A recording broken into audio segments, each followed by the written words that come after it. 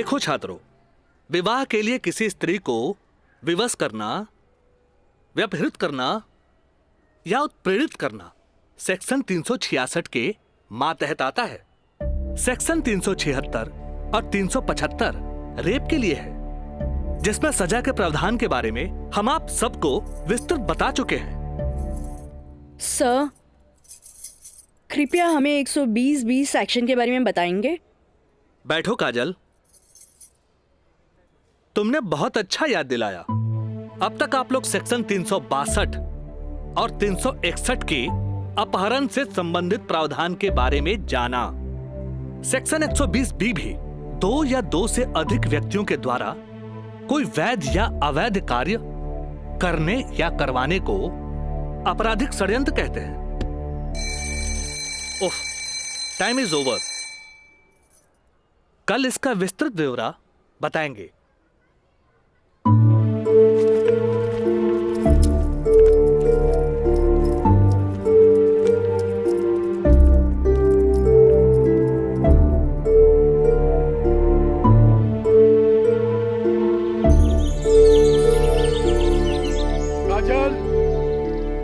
काजल, काजल, काजल। जी पापा। ये हम का सुन रहल बानी? तू 2 दिन से कॉलेज नहीं गेलू, आगे पढ़े लिखे के इरादा नहीं घेका। तू अच्छी तरह से जाने लू के खानदान में ग्रेजुएट से कम पढ़ल लिखल के अनपढ़ गिनल जाला। और तू तो अभी तक ले कॉलेज का मुंह ना देखेलू, खाली एडमिशन भइला। अरे हम कुछ पूछा था, हमरे बात का जवाब दो। पापा, वो कॉलेज में पढ़ाई कम और छेड़छाड़ ज्यादा होला। वाह, बड़ा अच्छा बहाना हो गई ला। आजकल कॉलेज में छेड़छाड़ होके लागल हा। अच्छा ये बताओ, तुहार दादी भी तक कॉलेज जात रही? वो घड़ी इक्का दुक्का लड़की से भी कॉलेज जात रही। और जब तुहार मतारी कॉलेज जाए लगली तो कुछ लड़की लोग जात रहे। वो घड़ी भी तो लड़कन सब छेड़खानी करत रहे। और आजकल तो कॉलेज में आधे आध लड़कियन सब हो गई, तो तोरा के छेड़खानी के बहाना हो गई ला।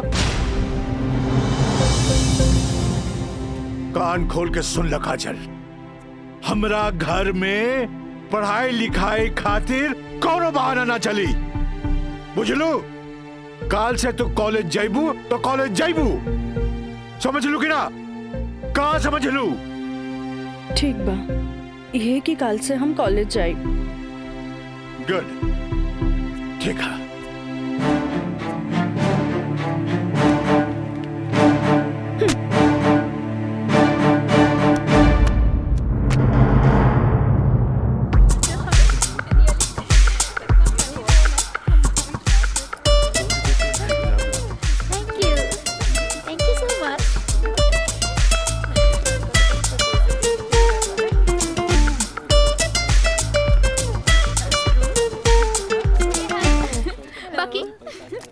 बात है, आज रोज डे के मौका पे पूजा तोहर हाथ में 5 गो गुलाब बा, जेमे की 3 गो पीला और 2 गो लाल बा।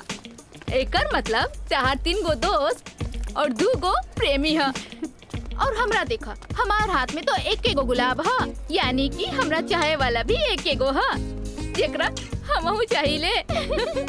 ओ, एकरा के तो देखा, एकरा हाथ में खाली 2 गो गुलाब के फूल है पीला। हाँ तो ठीक बाना, हमरा के प्यार व्यार के चक्कर में ना रहे के। तू आपन देखा, हाथ में बंडल भर पीला गुलाब, माने कि प्यार ही प्यार बेशुमार। तोहरे के मुबारक हो। कितना प्यार के बेशुमार करत रहा तोहनी के, बाकी रोज डे के मजा तबे आई जब हमनी के प्यारी प्यारी सहेली काजल आई है। हाँ हाँ, काजल के बगैर तो तेरा रहले ना जाला। सही कहा था। अरे हाँ देखा, काजल तो होते बिया। अरे काजल, उन्हें कहा जाता रू? हमनी कखानी से तोहारी यहाँ इंतजार करत रही। तोहार तबीयत तो ठीक बना? तू 2 दिन से कॉलेज ना आइलू? तबीयत की कहा है हमार, हम एकदम ठीक बानी, बस मूड ना रहे, यही से हम कॉलेज ना आई नहीं। अच्छा ये बतावा, आज रोज डे पर एकदम तोर हाथ खाली खाली काहे बा? ना कोनो दोस्त ना कोनो प्रेमी? हमरा ये सब में कोनो इंटरेस्ट नहीं है। ये गुलाब के टोकरी तोहरा खातिर भेजले हां। ई के भेजले हो? राज बाबू महंग साहब कहले हां कि लाल गुलाब के टोकरी काजल के दे आवो। देख लू तोहनी के, आज आज हमारी प्यारी काजल पर कितना सारा प्यार बरसल वो राज बाबू से। लेकिन हम एक बात कही काजल, ई गुलाब के जैसन मुस्कुराइया, बाकी गुलाब के जैसन बनिया मत, काहे कि ई गुलाब की खुशबू एकर फितरत हा, तो मुरझाए लेकर किस्मत होला। तू ठीक कहलू प्रिया, ई राज के बच्चा के तो देखे के पड़ी। अरे देखे के पड़ी। ए भाई मैच एकदम नजदीक आ गइल बा, बुझात नहीं खे कि हमनी के जीत पावल जाई, समझला? हे, हार के बात करे के बता जो अपना ससुर के घरे, ससुर के नाती पहले ही हार के बात करता। ये देखा तारे विक्ट्री है, विक्ट्री विक्ट्री हमनी का हो। अरे पिंटू, एकरा के बता कि हमनी जीतब की हारब। जब तक हमनी के टीम में राज बा, हमनी के केहू ना हरा सकेला। केहू ना हरा सकेला।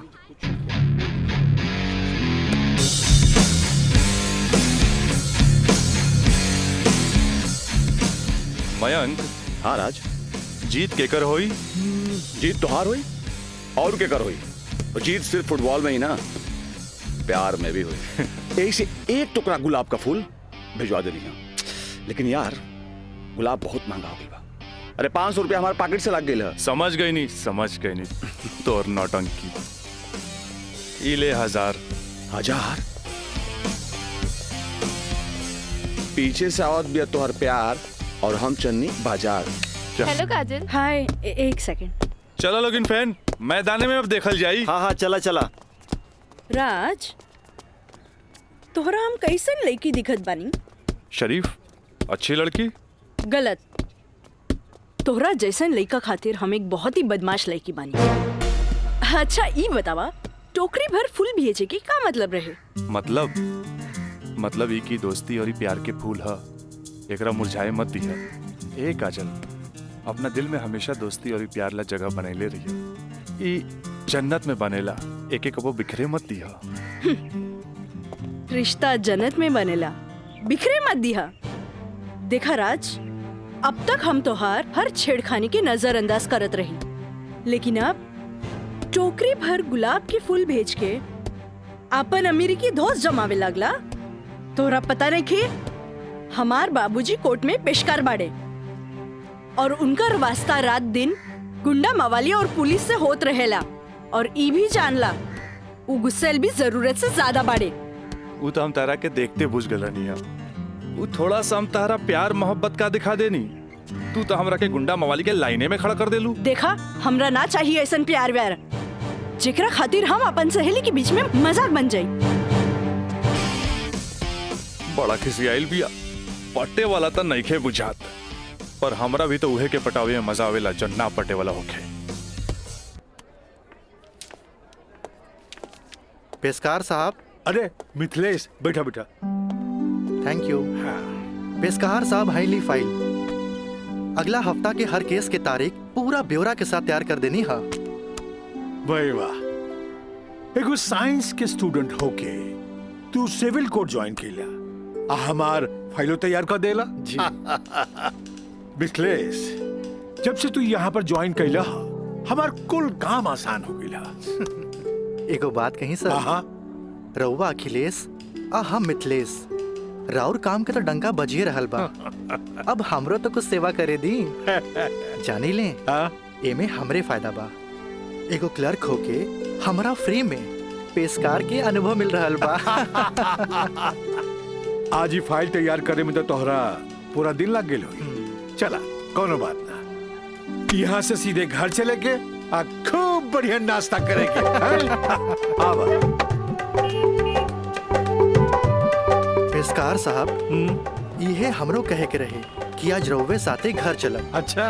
असल में काजल के एग्जाम नजदीक बा, से उनका खातिर कुछ नोट्स तैयार कर ले बानी, जे दे भी देव।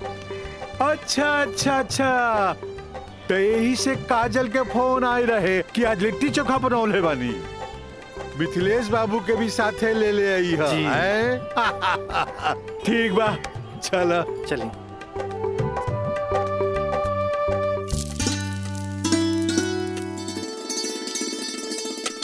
काजल। हाँ माई, बेटा तनी है बैगनवा देख तो।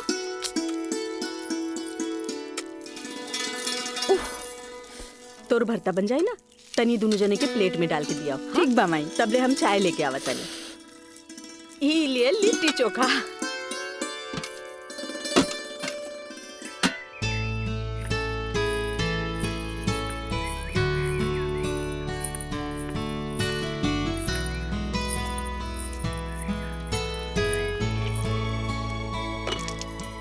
का काजल, कैसन बारू? हम ठीक बानी।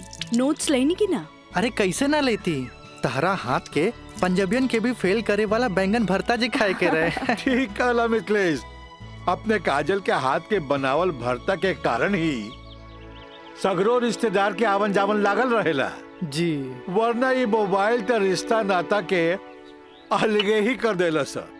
जी बिल्कुल सही कहनी। काजल, हाई ला अपन नोट्स। हमार अंदाजा है कम से कम इमे से 2-3 सवाल तो जरूर आई। अरे खा भी मिथिलेश, लिट्टी ठंडा हो जात बा। जी।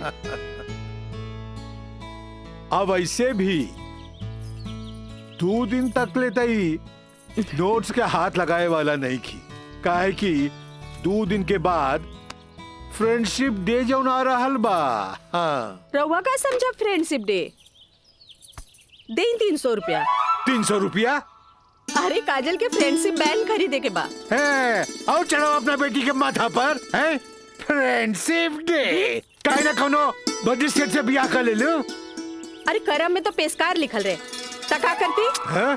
काम आई। हमार बाबूजी की कम समझे लो, मजिस्ट्रेट तो आइला जाइला, बाकी हमार बाबूजी की तो सारा जिला जवार जानेला। का मिथिलेश बाबू? हाँ हाँ बिल्कुल ठीक कह लू। ये दोस्ती हम नहीं तोड़ेंगे, तोड़ेंगे दम मगर तेरा साथ ना छोड़ेंगे।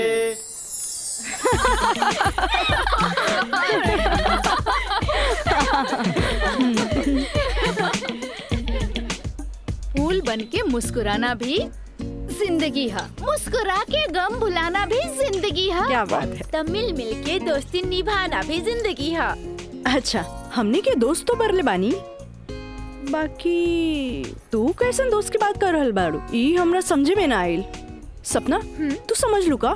ना, हमरा तो बिल्कुल ही समझ में ना आई। वही तो। ई का समझी, बाकी हमरा समझ आ गई। कहा तो बता दी। अरे बताओ बताओ। दोस्ती हर चेहरा के मीठ मुस्कान होखेला, दोस्ती ही सुख दुख के पहचान होखेला। वाह वाह वाह। अगर रूठ भी जाए कोई दोस्त त दिल पे ना लेवे के, काहे की दोस्ती त सुख दुख के पहचान होला। और हमार मानना बाकी अगर कोई सच्चा दोस्त रूठ जाए तो ओकरा के त मना लेवे के चाहिए। बिल्कुल सही। बाकी हम एक कर जरूरत ना समझी, काहे कि बुरा दोस्त कोयले के समान होकेला, गरम होके तो हाथ जला देवेला और ठंडा होके तो हाथ काला कर देवेला। बड़ा आए दोस्ती समझावे वाला। तू लोग सुना इनके प्रवचन, हम जाते अरे तनी रुका तो।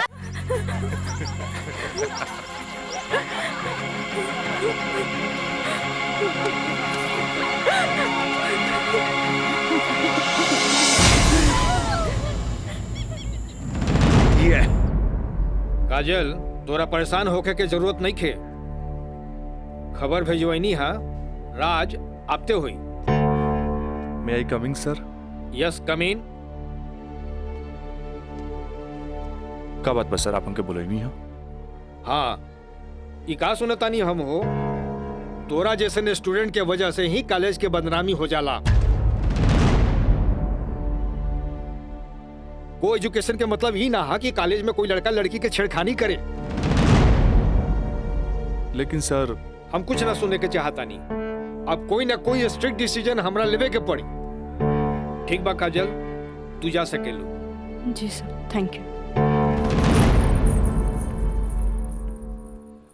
लेकिन सर हम ऐसा क्या कर देनी है कि काजल आपके लगे हमारी शिकायत लेके आ गई है? शुक्र मनावा कि वो हमारा पास आ गईली। अगर पुलिस के पास जईती त सीधे अरेस्ट हो जाता। बुझला, आजकल ऐसा कानून आ गइल बा कि एकरा में बेलो ना मिलेला, सीधे जेल होखेला।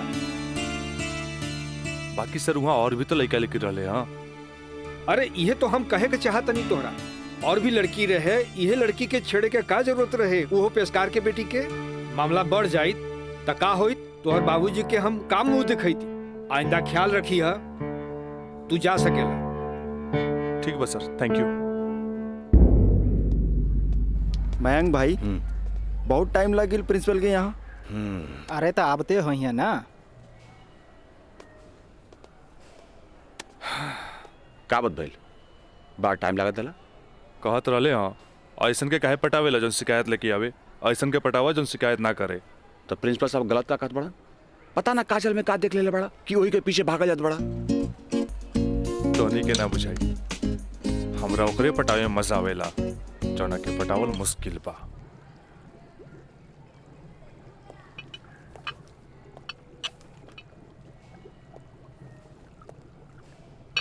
क्या हो रहा है? जी सर। ए पिंकी, हाँ रिटन एग्जाम तो बढ़िया गए, बाकी लागत कि प्रैक्टिकल तो हमरा ले डूबी। हमरा तो बहुत बढ़िया बा, बस एकरा में से नापे के बा और ए में लिख लेवे के बा। अच्छा बतावा का करी, इसमें का डाली? एकरा में ई एसिड डाला। ये? हाँ पक्का? हाँ।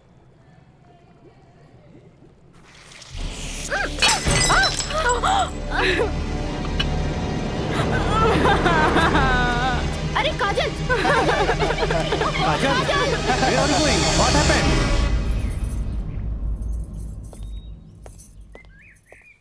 प्रणाम माँ जी। प्रणाम, बैठा। अकेले पेशकार साहब कहाँ रह गइलन? उहे बतावे के बा जे आज उनका कचहरी में देर होखी। अच्छा अच्छा। काजल के आज प्रैक्टिकल के आखिरी एग्जाम रहे, से पूछे के बा कि एग्जाम कैसन गईल। अब देखा बहले तो ऐली ना, कैसन जाए कहा जाए कुछ समझ में नहीं ख्यावत। अभी औते हुई ई देखा। अरे का? अरे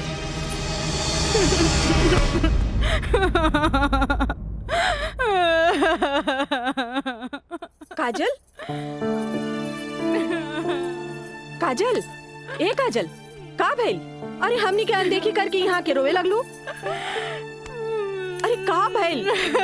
परीक्षा तो ठीक से गई ना? अरे बोल।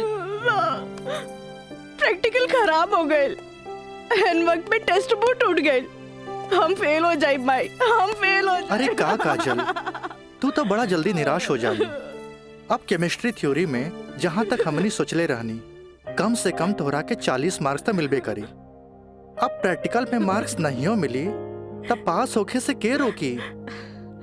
बाकी मिथिलेश बाबू, हम तो प्रैक्टिकल में छोड़ के आ गए नहीं। अरे तो का भइल, इन्विजिलेटर 0 ही दिहन ना, इतना हदीर काहे होत बारू? हाँ, एग्जामिनर अगर एकरा के इशू बना ले, अब माइनस मार्किंग करें, तब बे फेल होए के बात हो सकेला। अरे तो रो रो के हलकान भैला से का पास हो जेबू? ई देखा था, जा मुँह धो, भगवान सब ठीक करिए। जा। का ठीक करिए? अरे अब कहा होई कुछ समझ में नहीं क्या, कुछ ना बुझाता हमरा के। माँ जी, अब रहुआ परेशान मत होई, एकर थ्योरी पेपर बहुते बढ़िया गईल हा। अरे तो तुहार गाइडेंस रहे तबे ना। अरे साइंस के स्टूडेंट रही त गाइड कर देनी, एमे का। ता ठीक बा, अब तू ही समझावा ओकरा के। ठीक है। आई लघु हो जा चुप। भैया एक सैंडविच लाइए। हाँ हाँ ले।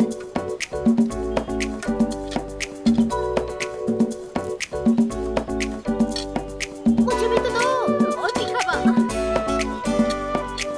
भैया जल्दी से दो ना, मुझे भी। लेकिन छोला थोड़ा ठंडा हो गया है ना? अच्छा बा, ठीक बा। भैया रायदा, अब हमरा के चाहिए बस। अरे खाना यार, कहे अभी से एग्जाम में फेल हो गए लुका? हाँ, कहे चिंता में बड़ू हो? हाँ, चिंता ना रही का, थोड़ा नहीं के। Excuse me girls. काजल, तू तो बुझाता कि अभी लेक हमरा से नाराज बाड़ू। अरे नाराज तो हम हो रही तारा से, पर हमरा हमार दादाजी के सिखावल एगो बात याद आ गई। कोई भले ही बोए तोहरा ला काटा, तू बोए ओकरा ला फूल। देखा काजल, तू तो प्रिंसिपल साहब से जाके हमार शिकायत कर देलू, पर हमरा हमार दादाजी के सिखावल उ बात याद आ गई। भाई तो उनकर पोते नू, हम जकरा चाही लेनू ओकर पूरा ख्याल रखीले, है ने? देखा है ने? और ये बात के पता तोरा बड़ा जल्दी लग जाई, बुझाइल? गर्ल्स, आप लोग के रिजल्ट आ चुकल बा। अच्छा।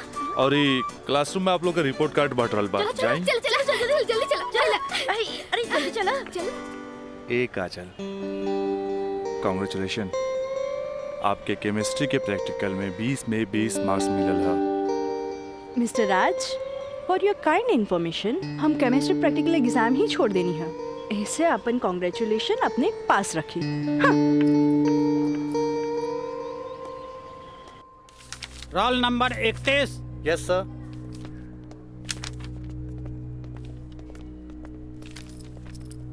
Roll number 32। Thank you sir.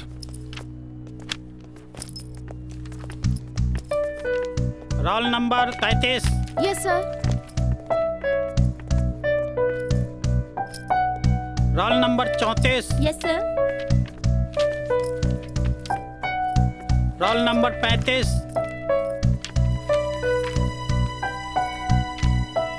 Roll number 36।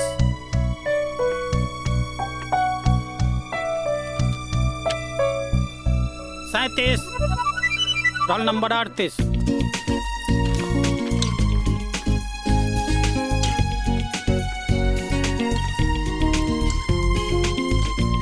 है ने? देखा है ने? और ये बात के पता तोरा बड़ा जल्दी लग जाए, बुझाइल? ए पिंकी पूजा, हाँ का ई देख ना, हमरा के सच में केमिस्ट्री प्रैक्टिकल में 20 में से 20 मिलल। ये जरूर राज के कारनामा है, काहे कि ये इन्विजिलेटर शर्मा जी ओकर बंगले पे तो ठहरल रहलन। ओह, हाय मैं मर जावा।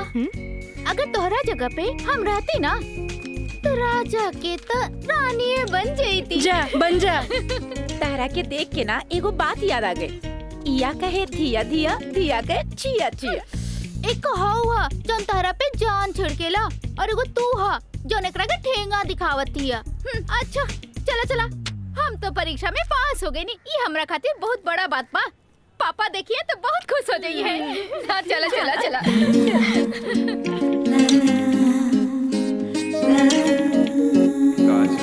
दादाजी के सिखावल एगो बात याद आ गई। कोई भले ही बोई तोरा ला काटा, तू बोई ओकरा ला।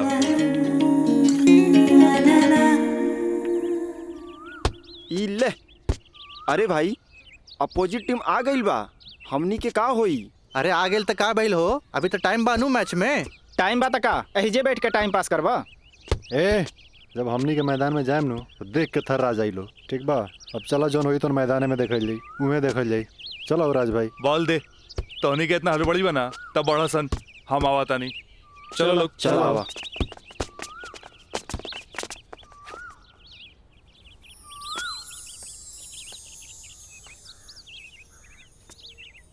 सुनो,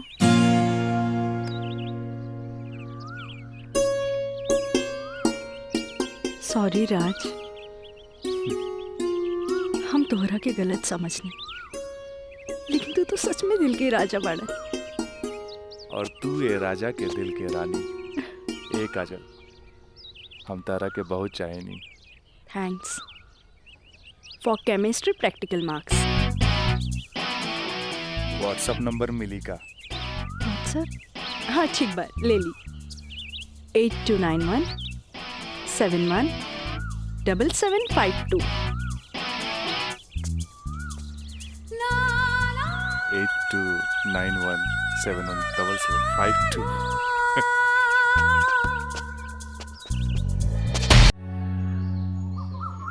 अच्छा ये बताओ यार कि तो हम लोग का प्यार, मतलब हाँ प्यार कब से चला था?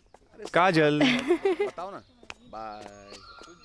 काजल, हम दोनों एक दूसरा से प्यार करेले, फिर भी तू हमरा से दूरी बना के काहे रहेलू? राज, हम कोनो ऐसन वैसन लड़की ना है। जब तक शादी ना होखे तब तक हमने की दूरी बनौले रखे के चाहिए। गुड, तहारी ये आदा हमरा के निक लागेला। हैने सुना? हाँ? देखा राज, तू हमार कोनो फायदा ना उठा पाई बा। एक मिनट, हम आओ तनी।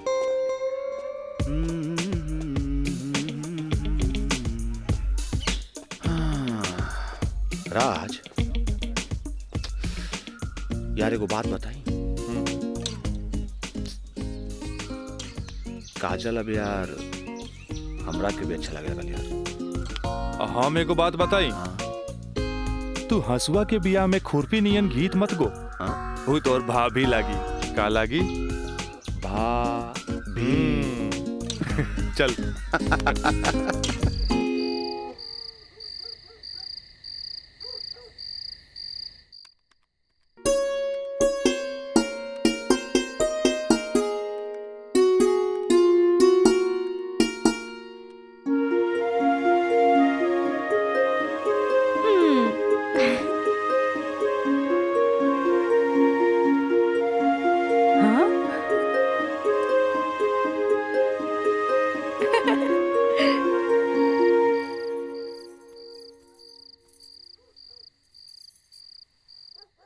घर के सब काम निपटा ले लू। हाँ।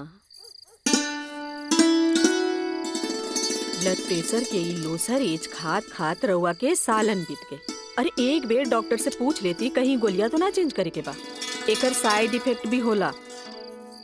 एक बेर हमार बाबूजी के पैर ऐसे ही सूज गए रहे। जब गोली चेंज भइल तो एकदम ही ठीक हो गइल। तू हमार कितना ख्याल रखेलू। अच्छा ये बतावा, तू अपन थायराइड के गोली खा लू कि ना? अरे कहाँ खाइला, 3 दिन से तो वो खत्म हो गइल बा।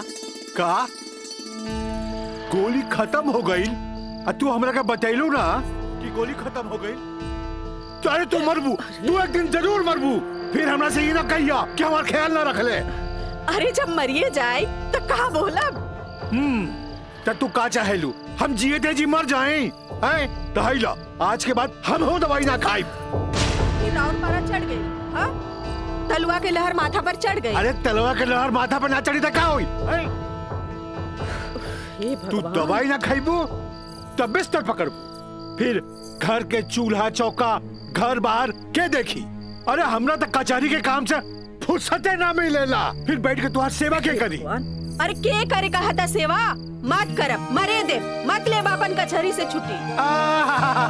तू तो यही चाहता रू कि समाज हमरा के रनवा बन के फिरत देखत रहे। हे भगवान माफ करी हमरा के। अरे तू हमरा के माफ करा। जाई। अब हमरा कोनो जुगाड़ करे के पड़ी। काजल। हाँ काजलवे के माथा चाटी। काजल, काजल जी का करता रू? पढ़ाई करत रही, वो इंटरनेट से कुछ नोट्स लेत रही। ठीक है काजल, तो क्या हमार क्रिया आज से तो हाथ ड्यूटी है कि तू अपना माई के रोज भोरे भोरे थायराइड के गोली देबू। अरे वो तक खुद मरी है और हमने सबके भी मार दी है। कॉलेज जायलू ना? जी बाबूजी, लाइब्रेरी में पढ़ाई खातिर कल संडे है, फिर भी हम जाए। ठीक ना बाबूजी? Good, very good. ऐसा ही पढ़े के चाहिए, तब तरक्की करबू।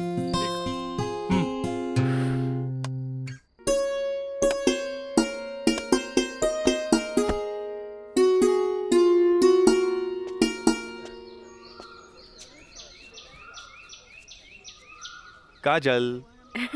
Thank you. काजल, हम दोनों एक दूसरा के बहुत चाहिए। पर जब हम हमरा फ्यूचर के बारे में सोचिले तो हम देखिले कि हमार बाप के पास बहुत दौलत बा। उनकर दौलत के संभालत संभालत हमार जिंदगी गुजर जाई। हमरा ये आम आदमी नियन नौकरी चाकरी करे के फुर्सते ना मिली। अब बस तू हमरा जिंदगी में हमार जीवन साथी बन के आ जा तो हमार जिंदगी एकदम मजे में गुजर जाई। ए काजल, तू काहे ना अपना बाबूजी से हमरा बारे में बात करेलू? बाबूजी से? ना बाबा ना, हम ना बोल सकेनी।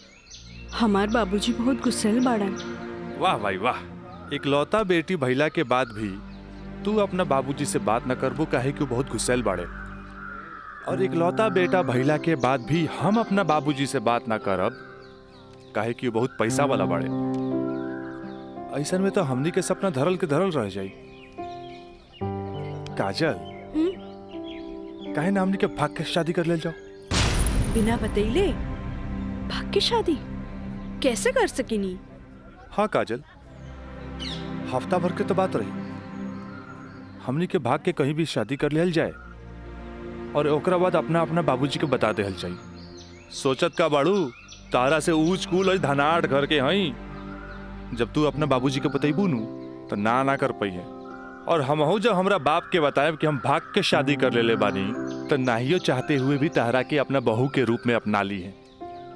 ए काजल, हम तहरा बिना एक पल भी ना जी सकीले। ठीक बा, हम कोशिश करब। इनु भइल बात। अब छोड़ा हमरा, बाय।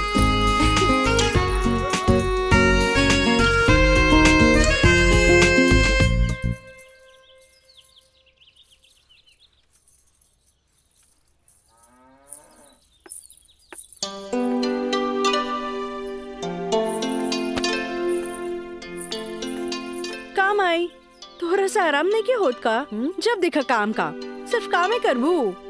हमारा आराम के छोड़, ई बता हमरा से तोरा के का काम पड़ गई जे हमारा आराम के सोचे लगली? काम आई, हम तो हमेशा सोचनी ना माई।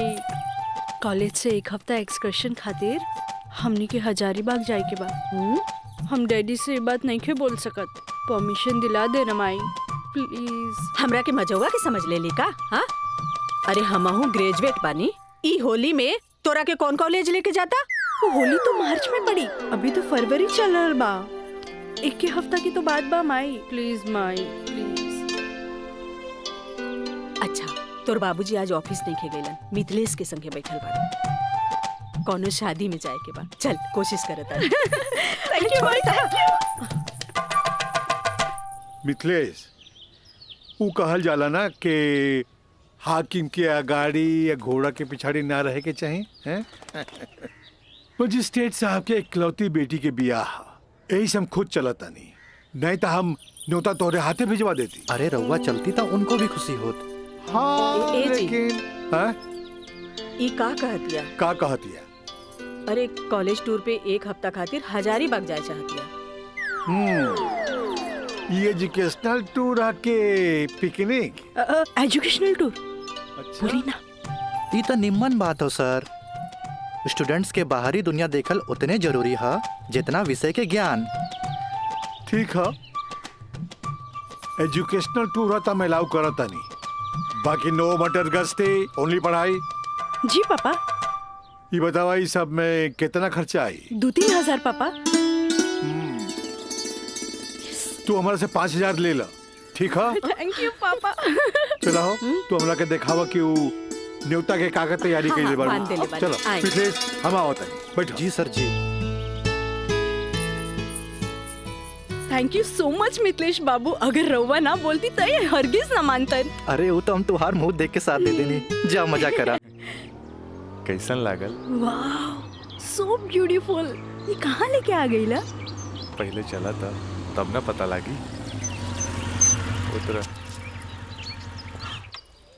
अरे स्टैंडवा कहाँ चल गई?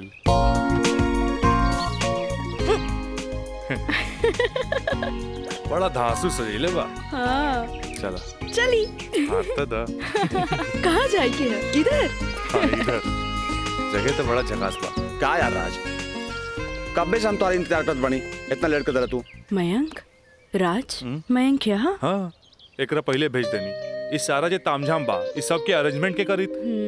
यार तो हम लोग का शादी खातिर एक विद्वान पंडित से बात कर ले बानी, और देखा तोहनी के आराम खातिर यहाँ सारा साधन सुविधा मौजूद बा।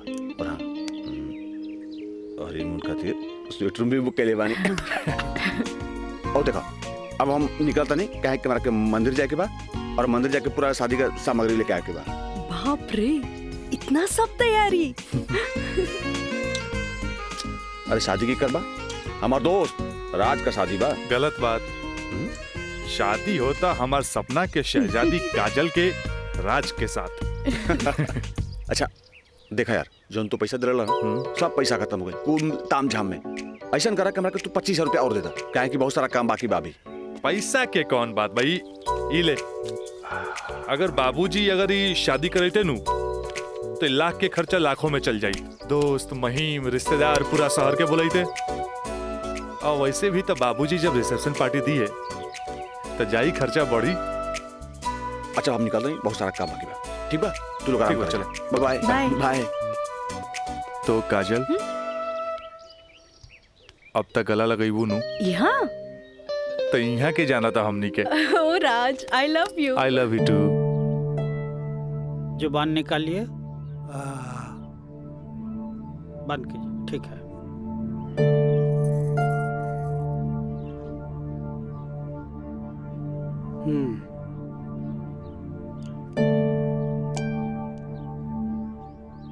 सांस लीजिए और जोर से।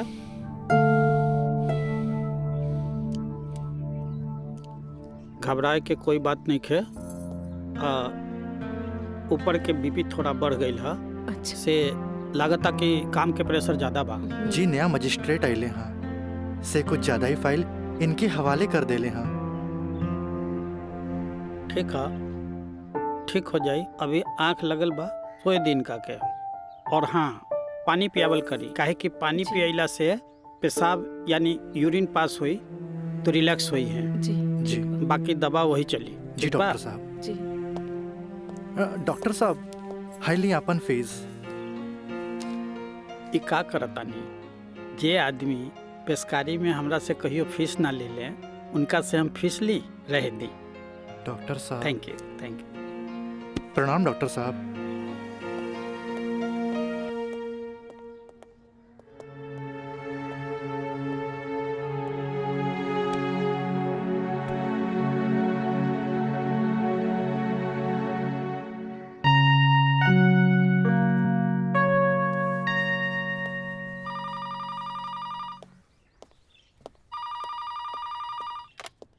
हेलो, हम काजल बोले तानी। हाँ काजल बोला, कैसन बारो? माई बाबूजी कैसन बाड़न? बाबूजी के तबीयत खराब बा। बीपी बढ़ गई हा, से सुतले बारन, उठाई का? हाँ, नहीं छोड़ दी, यहाँ सब ठीक बा। आप कैसन बानी? हाँ हम तो ठीक बानी। माई के बुलाई का? ना रहे दी, आके हम सरप्राइज दे। Okay bye. Okay bye. केकर फोन रहे? काजल के। अच्छा वहाँ के ठीक बारी। अच्छा खोज खबर लेत रही। अच्छा माँ जी, हम चलत तानी, सांझ के फिर से आ जाए। ठीक बा।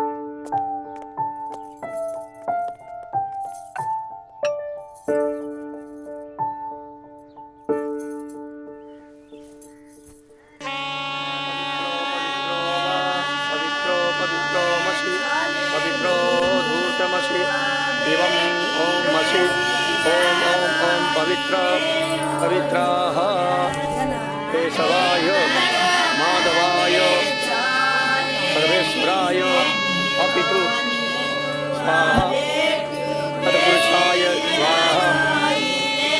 ओम नमः स्वदन्ताय सहस्राक्षाय सहस्रपदे पूर्वशे पवित्रमशे सर्व ऊर्ध्वमशे चन्द्रमशे ओमाय ओम ओम ओम ओम बुधाय ओम पवित्रो वा पवित्राय नमः सावित्रे नमः पवित्रे नमः तत्पुरुषाय सर्वेश्वराय नमो नमः।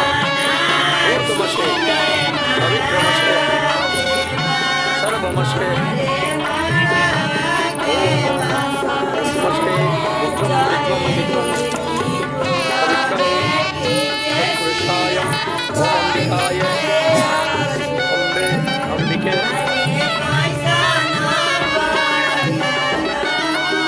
राजलाय राजाय नमो नमो नमो नमो विवाह संपन्ना भवतु।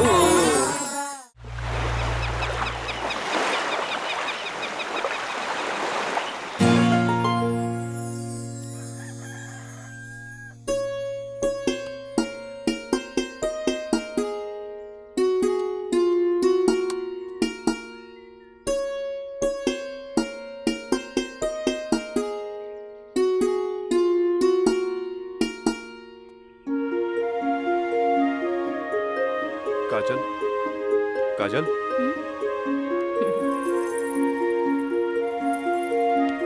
Good morning. Good morning. उठे के मन तो हमरो ना करत रहे, पर खाली सुतल रहला से जिंदगी ना नु चली। चाय ले लो। गर्मा गर्म चाय। मयंक अपने हाथ से बनेले बन। ए ओ कुछ ना, सिर्फ भाभी खातिर। और ई गर्मा गर्म चाय। काजल, इस शादी ब्याह में कुछ ज्यादा खर्चा हो गई। हमरा घरे जाए के पड़ी। वो कहा कि अपना बाप से कुछ पैसा भी ले ले और उनका के इस शादी ब्याह के बारे में बता के पटा भी ले।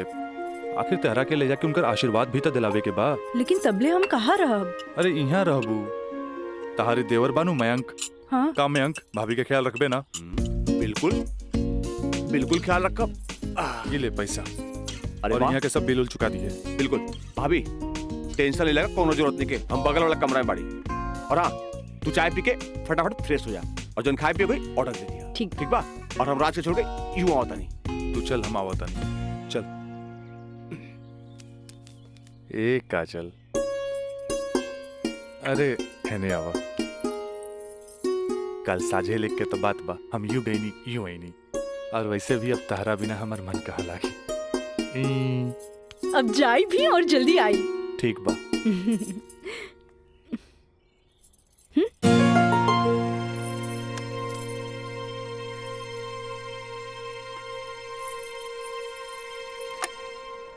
हेलो। हाँ, अरे देख रही हो कि मैं ऑफिस में हूँ।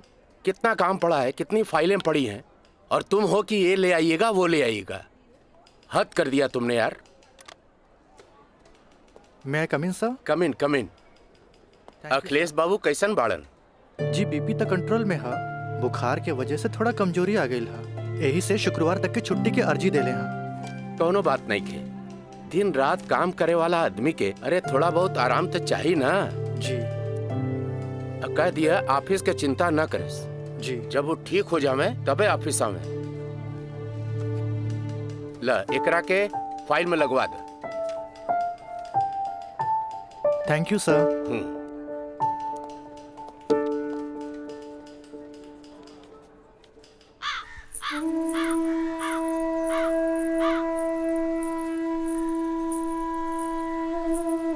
अरे भाभी आइए बेटी।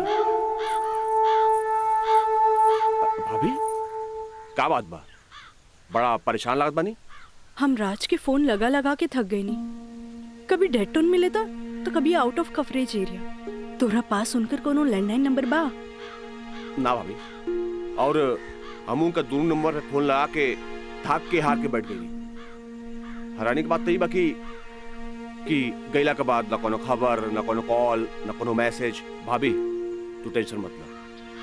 हम अपने को दोस्त के भेजे बानी और जैसे ही खबर मिला था सबसे पहले हम तोरा के बताई। ठीक बा, हम अपन कमरे में बानी। अरे भाभी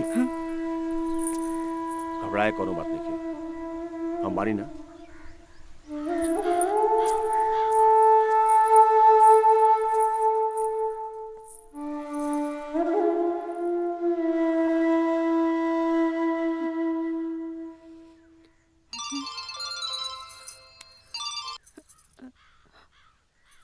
काजल, ट्रिप कैसन जा रहल बा?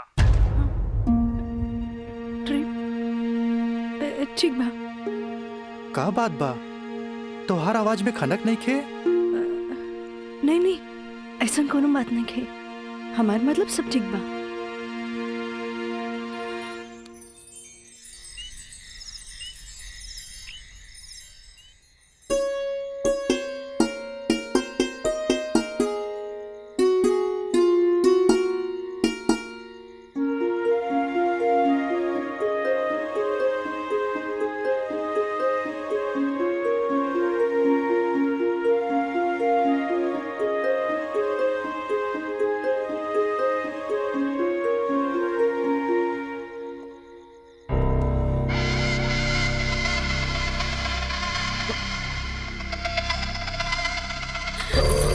देवर जी, मयंक, ये क्या बदतमीजी है? चल जाइए यहाँ से, वरना राज के बता दे।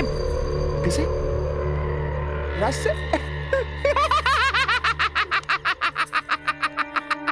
राज से? वो भाग गए? हाँ? आवेला नहीं के? हाँ? तोरा क्या पता? हाँ? ये भी कुछ हो रहा बना? सब ओकरे प्लान के तहत हो रहा बा। वो तो तोरा के भोग के और भौरा जैसन चूस के भाग गए। काजल, पता बा, जब तो के पहला बार देख ली तू पहली नजर में हमके पसंद आ गई। हाँ, हम तो के दिल से चाहे लगे काजल, आज दिल से चाहे लगे। तुझे कहा तारा कौन सच बा? सच ना 16 आना सच बा। ये बात हम तुझसे बहुत पहले बता दी थी, लेकिन क्या करी, ये मेरी और मेरी हमार मुंह बन के तरस। देखा, तू गरीब हम गरीब, हम तो क्या अपने काजल? हाँ, हमसे ब्याह कर ला, हम तो क्या अपने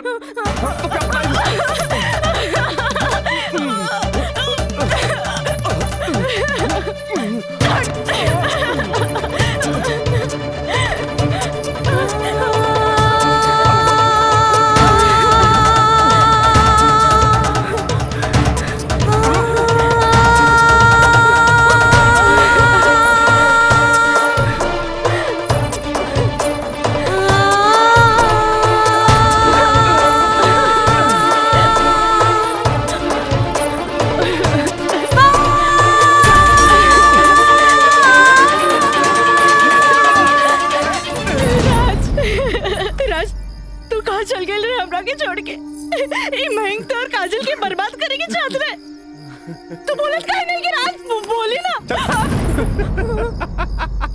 हम जहाँ भी गए रही तोरा का मतलब बा, और ये मयंक वैसे भी तोरा सारा के सारा सच्चाई बता देले होई। ये हमार बदला है काजल, बदला।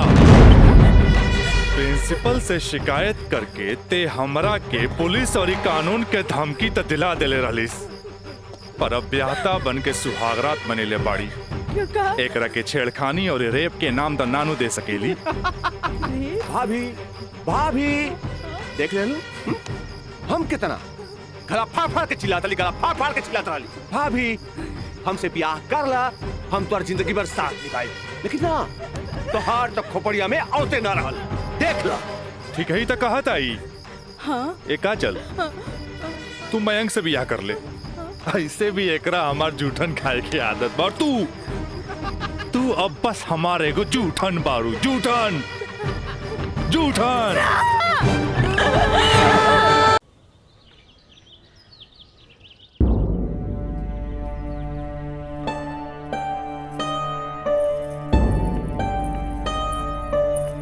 काजल, काजल कहाँ भइल माई बाबूजी के? अरे ये ठीक बाड़न, दवाई खा के सुतल बाड़न। रुका हम उठा देता नहीं। ना माई रह दे, आराम करी दे।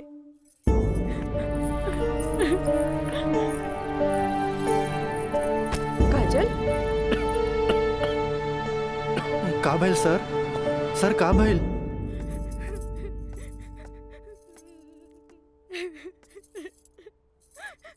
काजल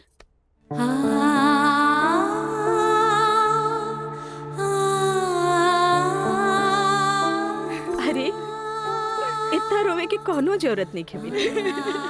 तोर बाबूजी ठीक बाड़न। अरे वो तो बुखार के कारण ब्लड प्रेशर बढ़ गई रहे। इतना परेशान मत हो, इतना परेशान मत हो माई। हमरा से बहुत बड़का गलती हो गई। हम एक्सकर्शन में ना गए रहे, बल्कि हम अपन बॉयफ्रेंड के साथ गए रही। और वो हमरा के दगा दे गए।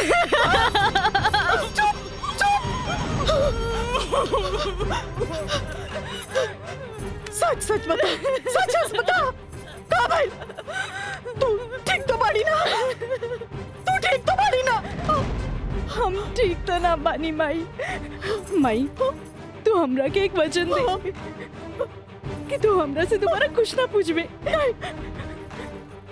जो भाई बहुत गलत भाई, बाकी हम अपने आप के ठीक कर ले माई, अपने आप। काजल,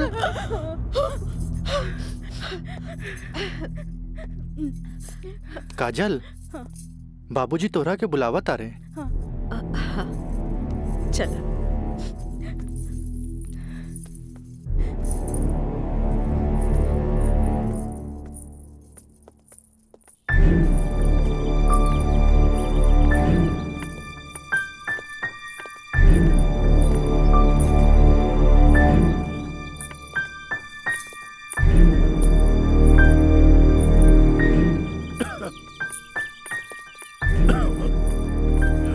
प्रणाम बाबूजी। अब तबीयत कैसन बा? आ गइलू बेटा। ठीक है बा। तू बतावा तो ट्रिप कैसन रहा और अब आगे पढ़े के का प्लान बा बेटा?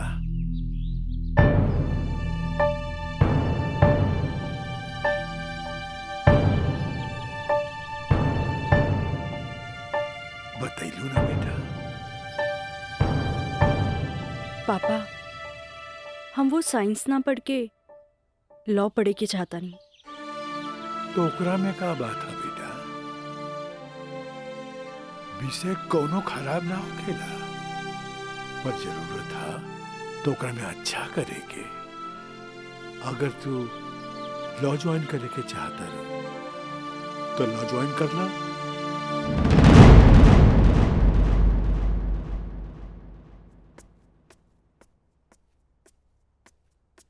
का काजल बेटिया तबीयत ठीक बानू? क्लास कब के खत्म हो गई? तू बैठल वारू बंद करे के रहे। हाँ काका, रूम लॉक कर दी। हम तो बस ऐसे ही बैठ गए रहे। अच्छा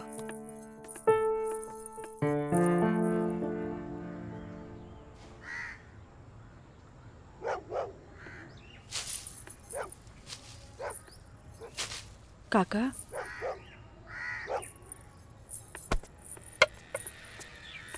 अरे बिटिया तू फिर आ गेलू? अरे हम कई साल से देख रहल बानी कि हर 3-4 महीना पर तू आ जालू। पर बिटिया राजा तोहरा से नइखे मिले चाहता। वो बड़ लोग हवन, उनकर जिंदगी में तारा जैसी लड़की की कीमत चाय के कुर्बा के बराबर हा, जे पी के फेंक देवलन। काका तोहरा का लागता कि हमें को फेकल कुर्बा है? नहीं बिटिया नहीं, ऐसे बात नहीं के जे हम देखिला से बताइनी। बिटिया हम उनकर घर के नमक खैले बानी, फिर भी जब जब तू आयलू हम उनका बताइनी। पर राजा बाबू है कि एक कान से सुनेलन और चल जालन। पर बिटिया हम वहां के नौकर हैं, फिर भी अगर हम तारा काम आ जाई ना तो हम अपना एक बहुत खुश नसीब समझब। काहे कि तू जब जब आवे लुनु हमारा देखल नहीं जाला बिटिया। काका अब की बार उनसे कह दिया कि काजल आखिरी बार आयल रहे, एगो घड़ा रहे जेकर पानी ऊपर तक भर गई।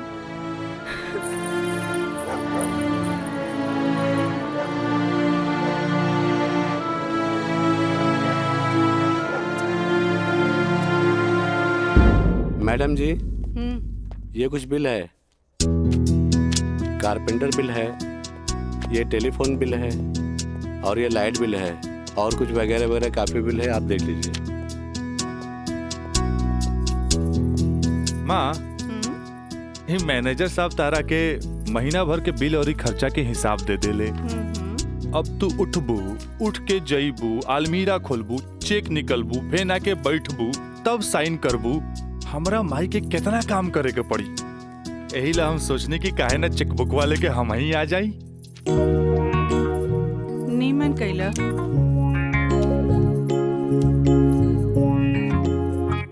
अच्छा तो तू एम्मा अपन 50,000 का चेक पहले से भर ले बाड़ा, तभी तो हम समझे कि माई के इतना मस्का काहे के।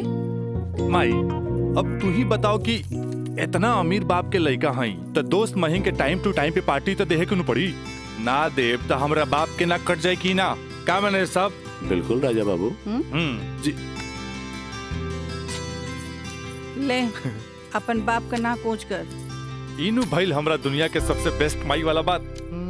Love you Mai. मैनेजर साहब। जी मैडम। इस सब रसीद आप एक साथ पूरा बिल कह के हमरा के दें, हम एक गो चेक काट देते हैं। जी मैडम। ठीक है जी मैडम। हमरा ई बात के बहुत खुशी बा कि रउआ लोग हमार ग्लोबल कंपनी में इन्वेस्टमेंट करे के चाहता नहीं। ये हमरा खातिर बड़ खुशी के बात बा।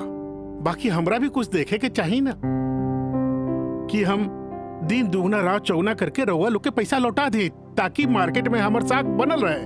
Of course. Excuse me gentleman. बाबूजी, हाँ, आप हमरा से वादा कैले रहनी कि आप हमरा नया कार किन के देब। अब हम खटारा हम ना चलाएं, बुझाइल नु? I want new car, okay? Yes, Raja is right. I am witness. Okay, I will buy car for you. Thank you सर।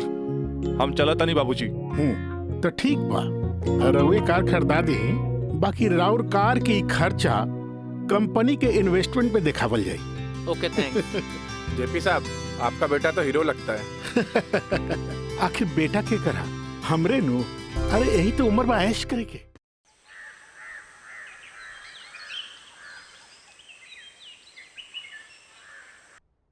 काजल जी। तारा के देख के हमें 4 साल पहले के काजल याद आवतिया। याद है तारा के? मिथिलेश के साथ डरत डरत तू हमरे चेम्बर में आ ललू लॉ कॉलेज में एडमिशन खातिर हैं? ई कानून के पढ़ाई कैसे एगो लड़की के बहादुर और समझदार बना देवेला। काजल, हम चाहता नहीं कि पहला केस तू खुद अपने लड़ा, कैसन रहे? लेकिन सर, तू घबरा मत, हम तारा बारे में केहू से कुछो न कहनी है। देखा, ये वकील लोग अपने क्लाइंट का सीक्रेसी अपने साथे चिता में ले जालन। बैठा। हाँ, तो केस ये है कि मुवक्किल एक गरीब लड़की है जेकरा के शादी का झांसा दे के पहले भोगल गई और बाद में जूठन की तरफ फेंक दी। वो दहेज के केस न कर सकत रहे काहे कि वो गरीब रहे। रेप के केस न कर सकत रहे काहे कि वो अपने घर वालन के मुंह पर कालिक टपोते के चाहते। वो प्रताड़ना का केस भी न कर सकत रहे काहे कि वो घर में कब्बो रहली नहीं। अब वही मुवक्किल का केस तो के लगे। अब वही गरीब लड़की का केस एक पढ़ा लिखल समझदार वकील के लड़ेगा। काजल, हमरे नजर में तू एक मर्द लड़की बाड़ू। हमें फख्र बा कि तू हमारे असिस्टेंट बाड़ू। आई एम प्राउड ऑफ यू बेटा। जी सर, थैंक यू।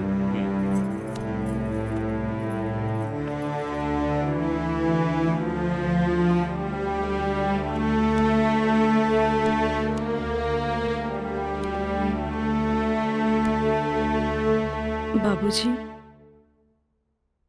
लड़की हर मोड़ पे डरत रहेली। अकेले होके तो सुनसान से डर, भीड़ में होके तो लोगन के डर, जब हवा उड़े तो दुपट्टा उड़े के डर, केहू घूरे तो ओकरा आग के डर, बचपन में माई बाप के डर, बड़ होके तो भाई से डर। सिर्फ डरत रहेली, तब तक डरत रहेली जब तक ओकरा जीवन साथी न मिल जाए। और हमार जीवन साथी तो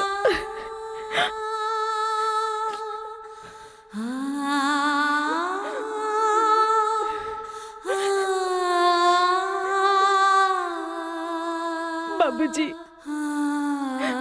आज हमार पहला केस बा, राउर आशीर्वाद चाहिए। काजल, माई,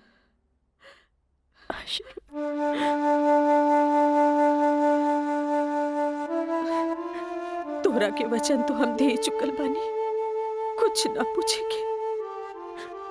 बाकी जौन काम में तू लगल बाड़ू, हमारा आशीर्वाद बा तोरा के कामयाबी हासिल हो।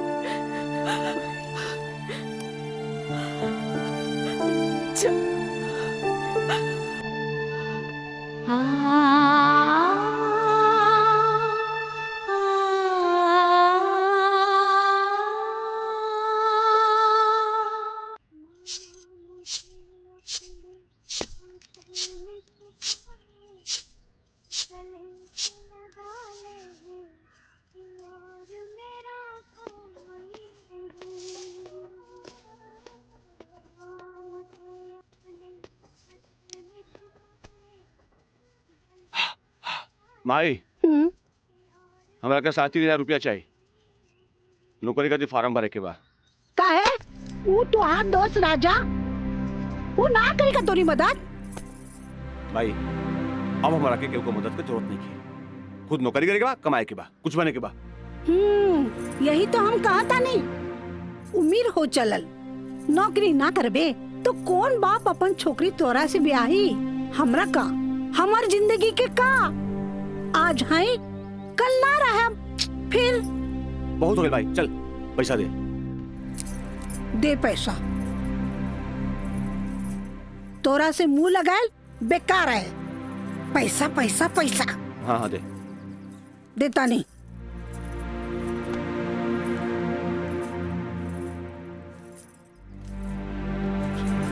कितना?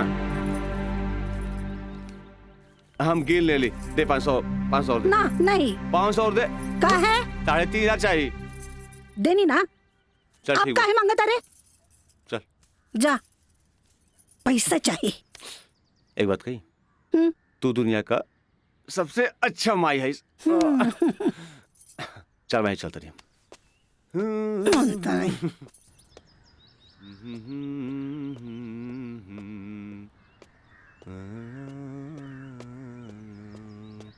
मयंक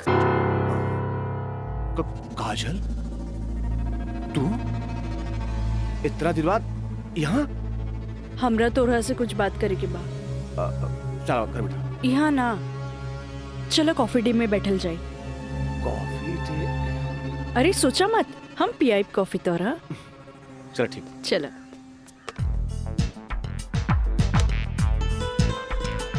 इला। Thank you. पिया ना।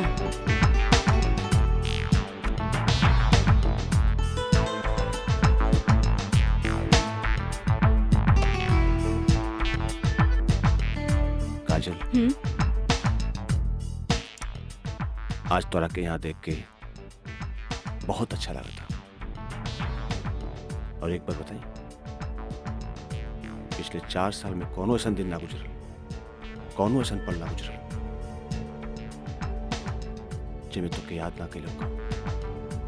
अच्छा कुछ छोड़ा, ये बताओ कि आज हमार किससे याद है? पहले हम अपन अतीत से लड़त रही, लेकिन अब हमरा लागता कि हमें सेटल हो जाए के चाहिए। बाकी तो ही बा कि के अपना ही हमरा के। अगर तुके प्रॉब्लम ना होके तो हम तोहरा के अपना। लेकिन हम गरीब हैं। अरे तो हम कौन अमीर बानी?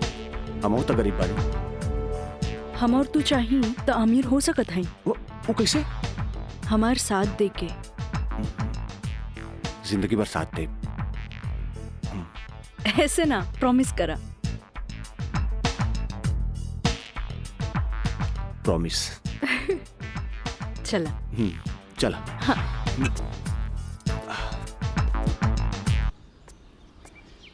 मिथिलेश जी, कोनो देर तो ना भइल? अरे ना बाबा, पहले ई बतावा भइल का? मयंक से साथ देवे की वादा ले लेनी है।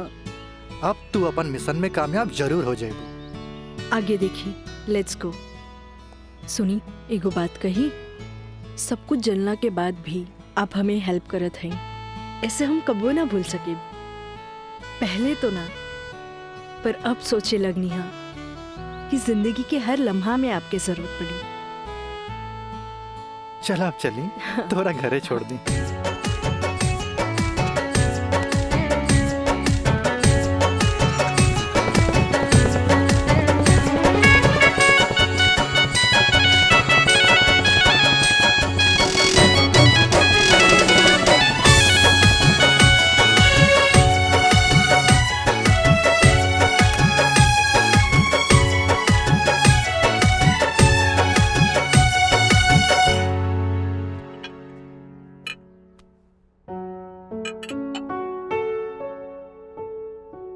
सुनी, एगो बात कही, सब कुछ जलना के बाद भी आप हमें हेल्प करत हैं, ऐसे हम कबो ना भूल सके। पहले तो ना, पर अब सोचे लगनी है कि जिंदगी के हर लम्हा में आपके जरूरत पड़ी।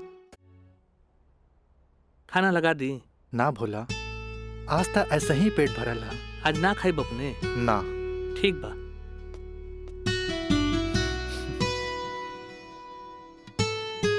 मैं पंडित देवी दत्त शर्मा। का कहनी है? देवी दत्त शर्मा।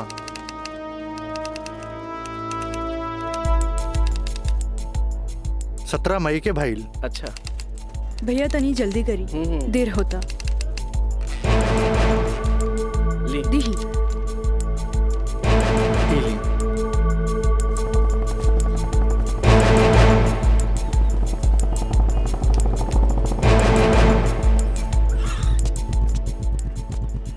आ गए नहीं टाइप करा के? जी। लाइन लाइन दस्तखत हम कर दी। एली।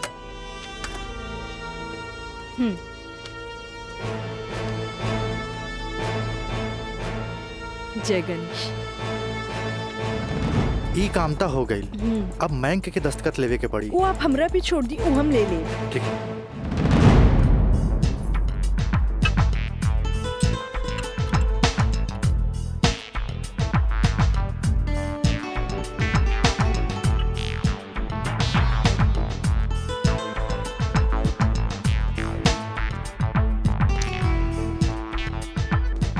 हेलो।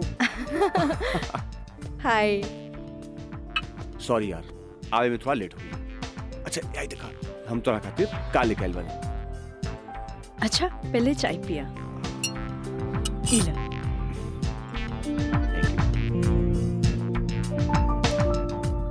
अंगूठी सोना के? हाँ। वो है इतना हल्का?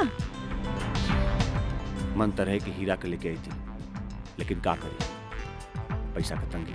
अच्छा ई बतावा, खुशहाल जिंदगी जिए खातिर तोहरा कितना पैसा चाहिए? 20 लाख। अगर हम तोहरा पूरी 50 लाख दी तो कैसन रही? वैसे ही रही। समझ ला, अनार के आंख मिल गई। तो चला फटाफट ई पेपर पे साइन कर दे। अरे पढ़ा मत, यही से हमनी करोड़पति बन जाए। हाँ, हाँ ल। ठीक है। डॉलर भी कदम तो गिरब तो हर बहिया में ना।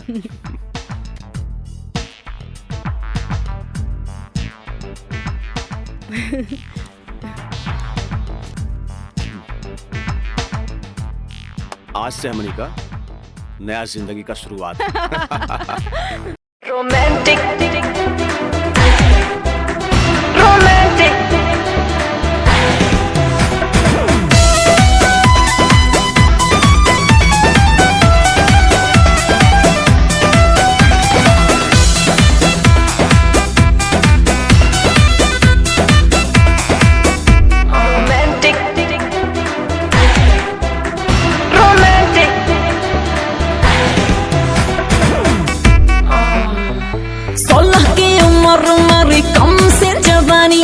खोज रही हूँ ऐसा मुंडा जो हो खानदानी।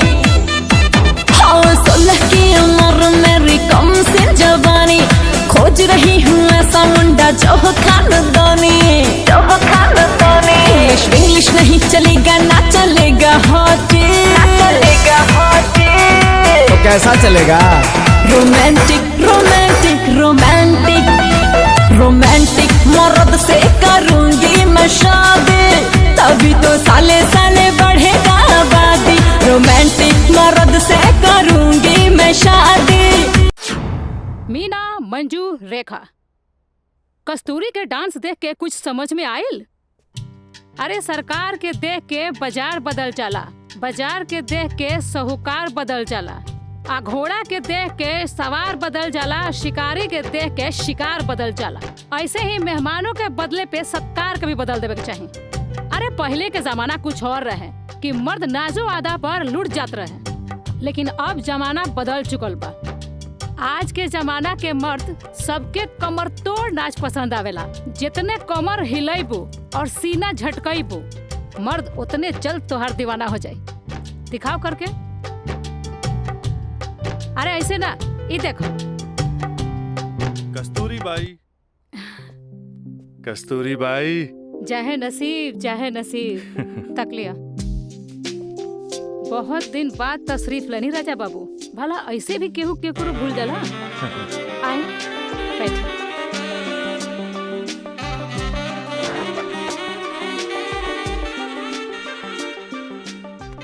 ना कस्तूरी बाई, हम भुलाइल नहीं की।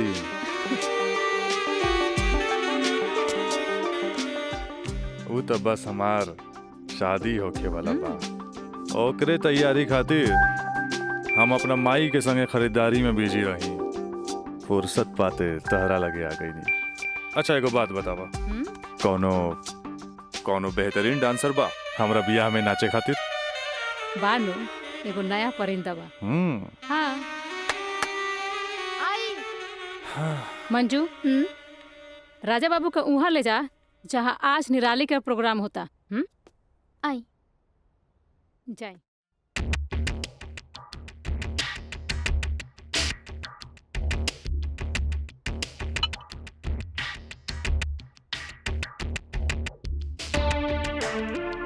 कस्तूरी, तहार निराली हमरा बहुत पसंद आई। पसंद तो आ गल राजा बाबू, लेकिन ओकर रेट तनिक कड़क बा। पूरा 5 लाख लेतिया। लाख 2 लाख तो हम तहरा पे ऐसे ही उड़ा दिला, तब 5 लाख कौन बड़का चीज बा? ओकरा से कह दिया हमार बियाह में अगर उ कमर तोड़ नाच करी ना, हम ओकरा सोना ना जराओ हीरा के अंगूठी देव, उहो अपना तरफ से। और बाकी के रिश्तेदार जे ओकरा पैसा दी हैं वो अलग बात। एक कस्तूरी, हीरा के अंगूठी केहू ऐसे ही ना देवेला। अच्छा तो ऊ रवा दिलो दिमाग में इतना घुस गइल बिया। अच्छा एगो काम कर, तनी हेने लावा, हमरे तरफ से ई ला। हाँ डैडी, का बात बा? तू जहाँ बाड़ा जल्दी से चल आवा। ठीक बा, हम अभी आवता नहीं। बड़ा कमजोर बराउर ये नाम मुराद इश्क, ऐसे उतारा के जाम लहले बगल चल देनी। हाँ कस्तूरी भाई, डैडी के कुछ जरूरी काम आ गइल बा, से जाए के पड़ी। ठीक बा, अब डैडी के फोन आइल ह ते में हम का बोली। चला तनी, बाय।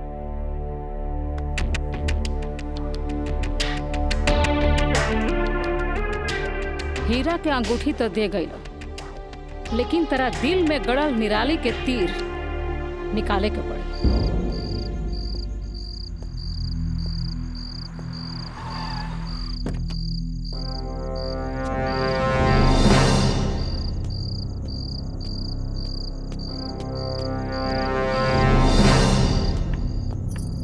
का बात बा डैडी, इतना अर्जेंट में काहे बोले नहीं हमरा के? राजा, हाई हम का देखा तानी? कौन लेखी बिया काजल? अपना मुंह में करखा लगावे खातिर ओकरा से बियाह कर लेला और फिर ओकरा वही छोड़ के भागीला।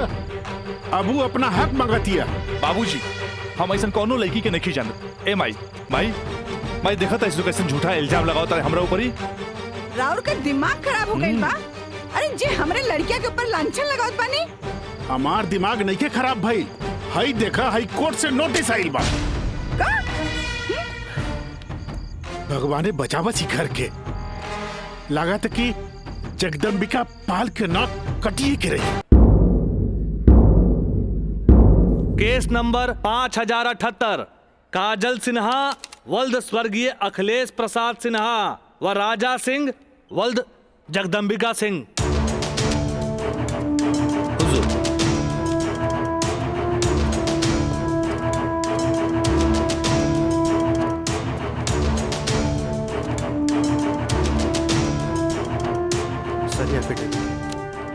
केकर? गवाहन के। अच्छा ठीक है, चल बेटा। मिलॉर्ड, असल में ये एक अमीर आदमी के प्रताड़ित करे वाला केस है। साथ में पढ़े वाला 2 बालिग दोस्त के आपन मर्जी से हम बिस्तर होए के केस है। I object milord. हमार फाजिल दोस्त एकदम बेकार का बात कर रहल बड़न। सच्चाई तो यही है कि हमार मुवक्किल काजल का बिया राजा के साथे बाकायदा मंदिर में भैल रहे और यह 2 गवाहन के एफिडेविट, एगो राजा का सबसे खास दोस्त मयंक और दूसर बियाह कराए वाला पंडित। आप देख ली। 4 साल बाद हमार फाजिल दोस्त के मुवक्किल कहाँ रहले? सच्चाई तो ई बा जज साहब कि हमार मुवक्किल राजा के शादी रोक के रुपया ऐठे के एगो षड्यंत्र बा, षड्यंत्र। शादी? कैसन शादी? अरे राजा का शादी तो पहले ही हो चुकल बा। अगर दोबारा शादी भइल ना तो तोहार मुवक्किल जेल जाई, जेल। बस जज साहब बस, हमू इनका से यही पूछा तानी कि आखिर ये किस्सा 4 साल बाद ही काहे उठावल गई, बताई? हम बतावा तानी जज साहब।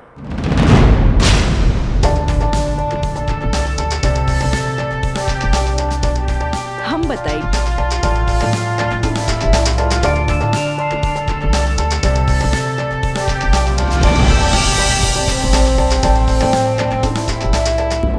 मिलॉर्ड, हम चाहे कि ये केस हम खुद लड़ी। ई रहल हमार बार ऑफ अटॉर्नी के रजिस्ट्रेशन।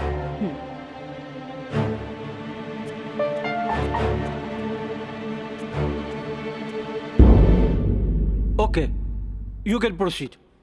Thank you sir. आशीर्वाद दी। खुश रह।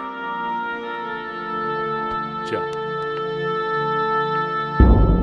मिलॉर्ड, बचाव पक्ष के वकील बार बार पूछा तारे कि 4 साल हम कहाँ रही।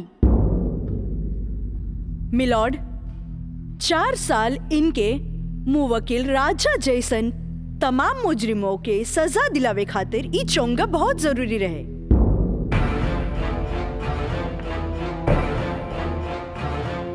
मिस्टर हैदर काज़मी साहब, अब समझ में आयल कि 4 साल हम कहाँ रही कि और डिटेल बतावे के पड़ी। तो मिलॉर्ड, हम केस के स्टडी खातिर हमरा के कुछ समय चाहिए। हाँ, कोर्ट इंस्ट्रक्ट करती है कि राजा की शादी रोक दी जाए जब तक कोर्ट का फैसला ना हो जाए। बचाव पक्ष के वकील की रिक्वेस्ट पर यह कोर्ट मुअत्तिल की जाती है।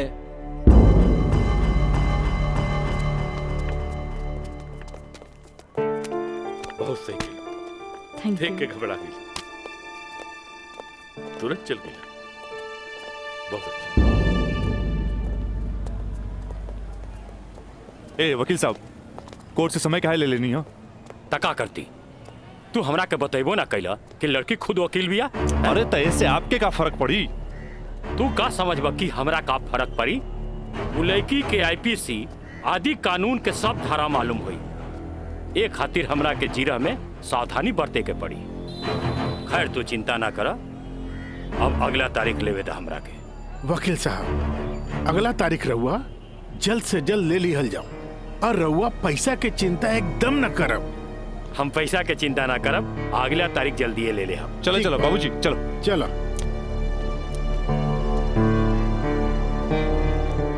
हेलो, हाँ, अब फिक्र करे के बात नहीं के। अरे तहार काम हो जाई, हम समझ गए नहीं, एकदम में समझ गए नहीं। हाँ,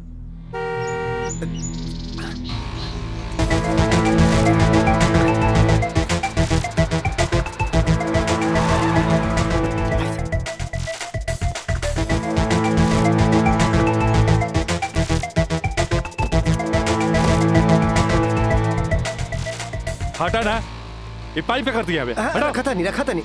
हाँ।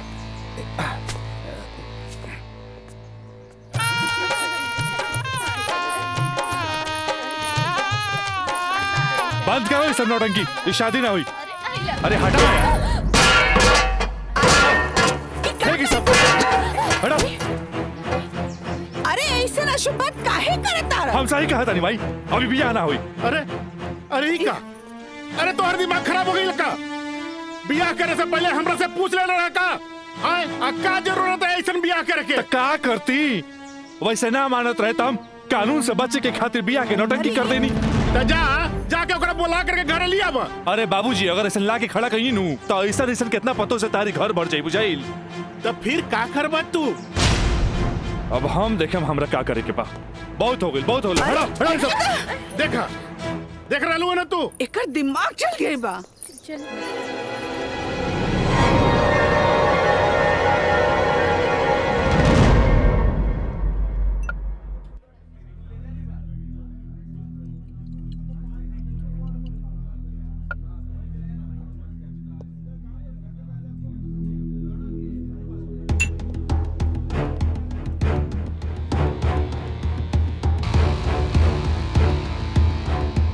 बोला राज, का बात बा?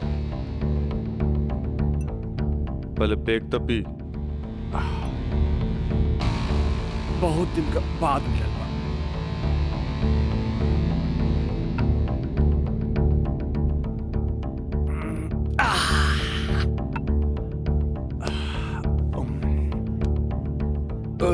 अब बतावा का बात बा? मयंक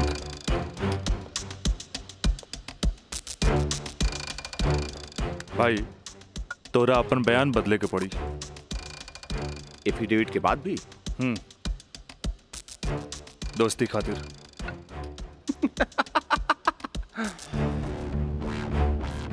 अब बयान देने का कीमत काजल 50 लाख लगल गया। बयान बदले के बाद बयान बदले का कीमत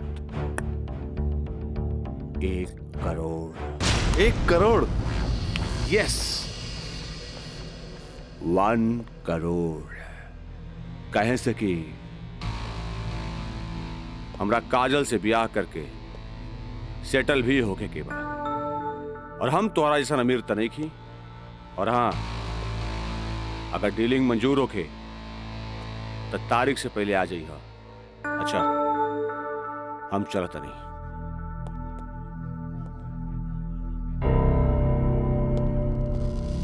हमार बिल्ली हमरे से म्याऊं।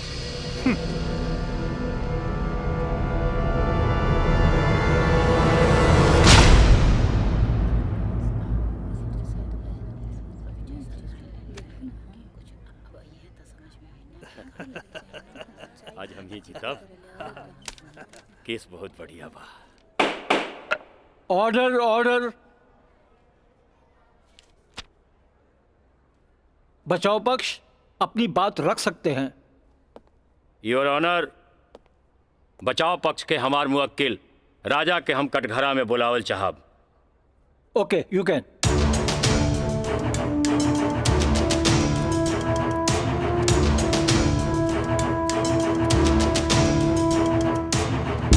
हम गीता पे हाथ रख के कसम खाता नहीं, जे भी कहब सच कहब, सच के सिवा कुछ न कहब। हाँ तो मिस्टर राजा, आप अपन बचाव में का कहल चाहते नहीं? जज साहब, हम ये बात माना तानी कि हम और ये काजल कॉलेज के दिन से एक दूसरे के चाहता नहीं। अपना अपना मर्जी से हम दोनों भाग के शादी भी मंदिर में कर लेनी। होटल के बिल और शादी के खर्चा कुछ ज्यादा हो गए रहे, यही से हमरा घर वापस आए के पड़ल। पर जज साहब, हमार इरादा बिल्कुल नेक रहे। हम सोचनी कि हम घर वापस आके अपना पिताजी से कुछ पैसा भी ले लहब और उनका के शादी के बारे में कुछ सच्चाई भी बता दे। जज साहब, हम बिल्कुल निश्चिंत रहे कि काजल के देख रेख ला वहां हमार जिगरी दोस्त मयंक तो बढ़ले बा। पर जज साहब, जब हम वापस लौट के गई था वहां के नजारा देख के तो हमार होशे उड़ गई। जज साहब, हमार नई नवेली दुल्हन काजल हमारा जिगरी दोस्त मयंक के बहिया में गलबहिया खेलत रहे। I object milord. ई सरासर झूठ बोलत जा रहलन ह। Objection overruled. मिस्टर राज, आप अपना बयान जारी रखिए। जज साहब, तब खटाक से हमरा दिमाग में एक बात याद आ गई कि कॉलेज के दिन में हमार जिगरी दोस्त मयंक हमरा से बोले रहे कि वो काजल के पसंद करेला। और काजल भी ओकरा के पसंद करेली। पर जज साहब हम सीधा साधा आदमी हो, मेरा तो एकरा देवर और भाभी के मजाक के रिश्ता समझ लेनी। लेकिन जज साहब ये सरासर झूठ बोलने जा रहे बारन। I object milord. हमार दरख्वास्त बा वकील साहिबा से कि इनका जे कुछ भी कहे के बा बुलैला पे कटघरे में आके कही है।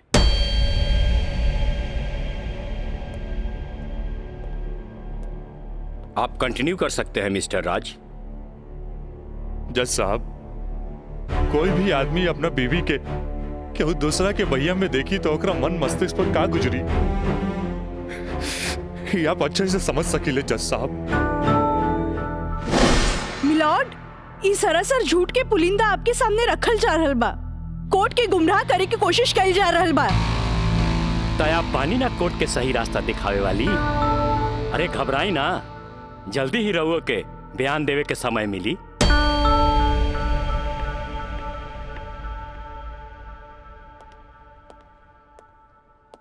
यू कंटिन्यू मिस्टर राज।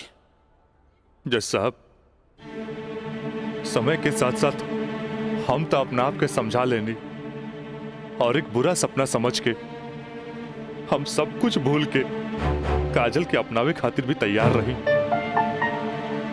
हम आज भी काजल के अपन धर्म पत्नी मानी ले, अपन धर्म पत्नी मानी ले हम काजल के। That's all, my lord। हम चाहत कि वकील साहिबा काजल सिन्हा के कटघरे में बुलावल जाए, वो भी वकील के तौर पर ना, मुद्दई के तौर पर। इजाजत है।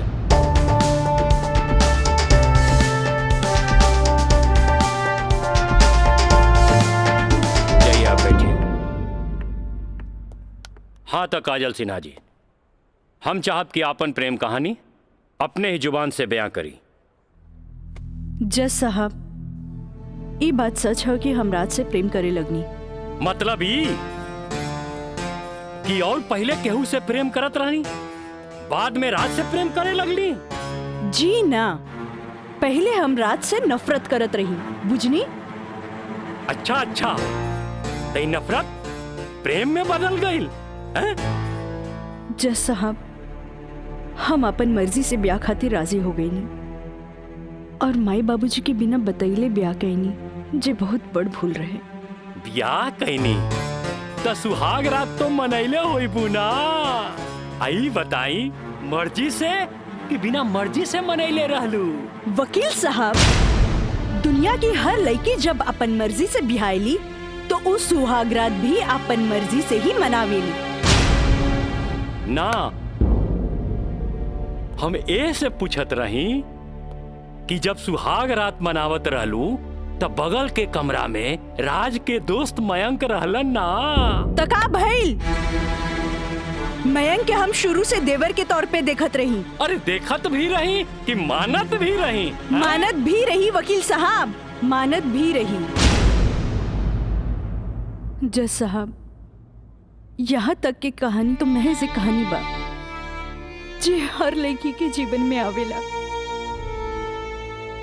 बाकी सेक्शन 420 तो यहाँ से शुरू हो गई कि एगो पति विश्वास में लेके अपन पत्नी के देवर के संगे छोड़ के चल जाला और उहे देवर अपन भाभी के इज्जत के तार तार करे में हर मुमकिन कोशिश लगा देला। बेचारी औरत कैसे भी अपन इज्जत और जान बचा के भाग चलेली और फिर पति मिल जाला और वही कहला कि जे कुछ भी भइला ओकर नाम अब तू रेप तो ना दे सकीलू, काहे कि वो शादी के बाद भइला।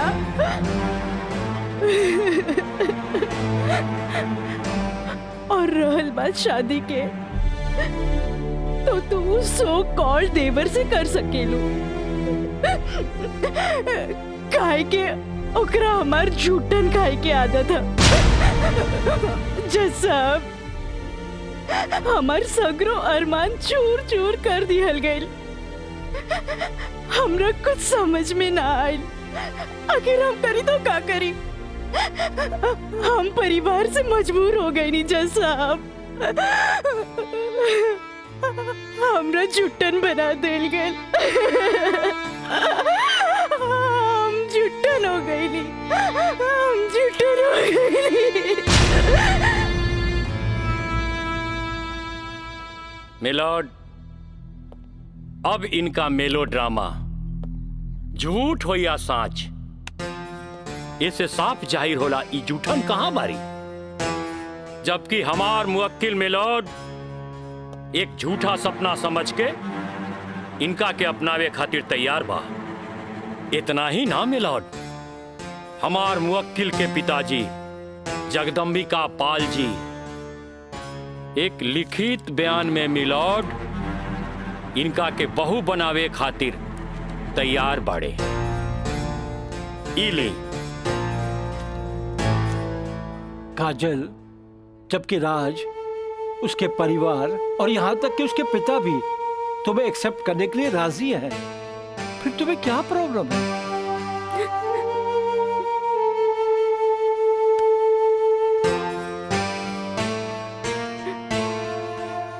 तुम बोलती क्यों नहीं हो? कुछ तो बोलो। मिलॉर्ड, वहाँ मर जान की खतरा है। वाह मिलॉर्ड वाह, जौन परिवार के जिला जवान में रिस्पेक्ट बा, जौन परिवार पर आज तक कोनो क्रिमिनल केस नहीं थे, और वो परिवार के साथ इनकर जान के खतरा बा। Now picture is very clear milord.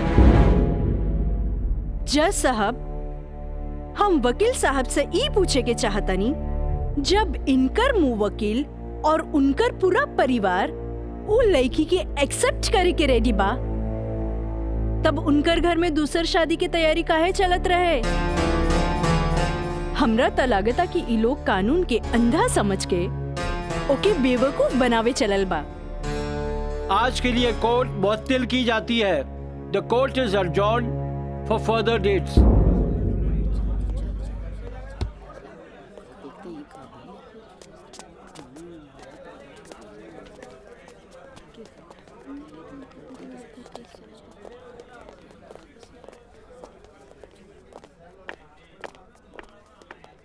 वकील साहिबा, अरे वाह, तू तो बड़ा चालाक बड़ू हो। एफिडेविट करवा के मैं के तू अच्छा यूज कैलू। आपके के कह दलस कि कोई वकील के सबूत इकट्ठा करे खातिर चालाक ना होके के चाहिए? बाकी चालाकियों में भी हम तो हर बापे निकला। और अगला डेट में दूध में ऐसा पानी मिलाई, देखते रह जाओ। चलो बाबूजी।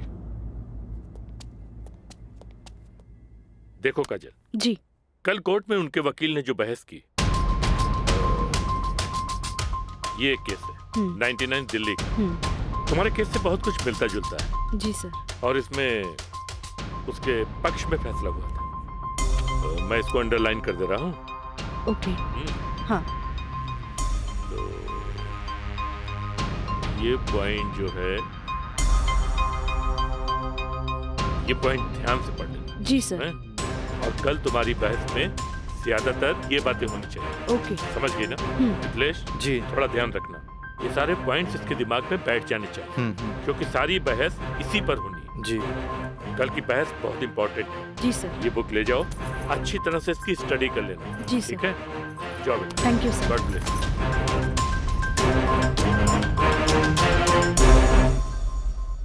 आँख कहेली कि एक नया इंसान देख ले, लेकिन दिल कहेला कि ना।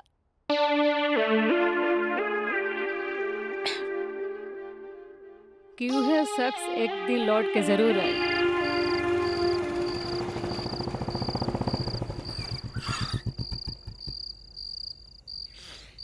जफाव ने मारा, वफाव ने मारा।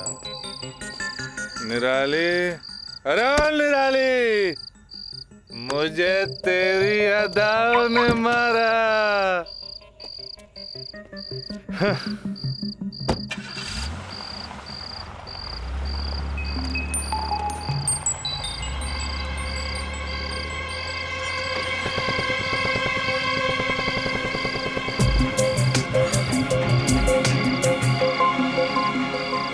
राज यहाँ प्रोस्टिट्यूट एरिया में?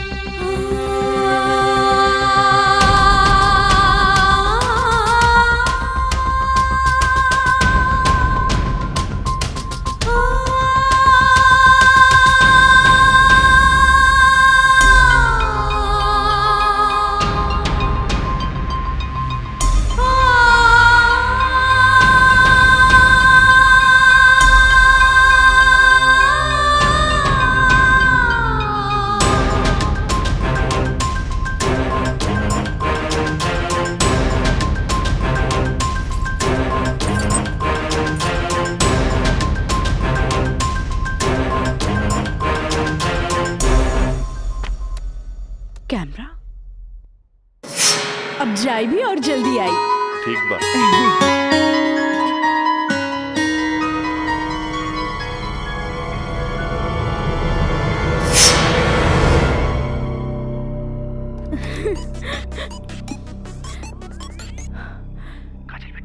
हाँ काका, काजल बोला तानी। काजल बिटिया काम हो गई। काम हो गई काका। जल्दी से 3 कोनवा पर आ जा। ठीक है काका, आवा तानी। का बात है? केहू देखत तो नहीं खे। इला तार दिहल कैमरा और ई रहल कैमरा के चिप बिटिया। हे भगवान, बहुत बचपुचा के आइल बानी ताकि केहू के शक ना हो। थैंक यू काका। अरे रीका बिटिया, देखा बिटिया, भगवान के घर में देर होला, अंधेर नहीं खे, और भगवान तारा बहुते कामयाबी दी हैं। अच्छा बिटिया जी। अच्छा बिटिया, हम जाता नहीं। ठीक बा।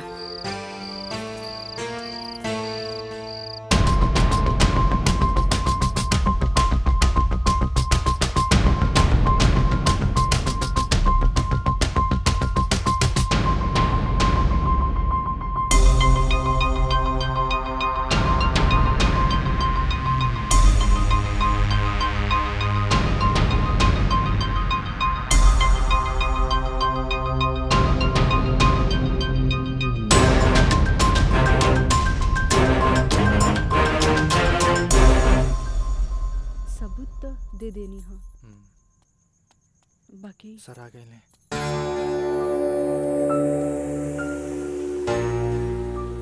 प्रणाम सर। खुश रह काजल।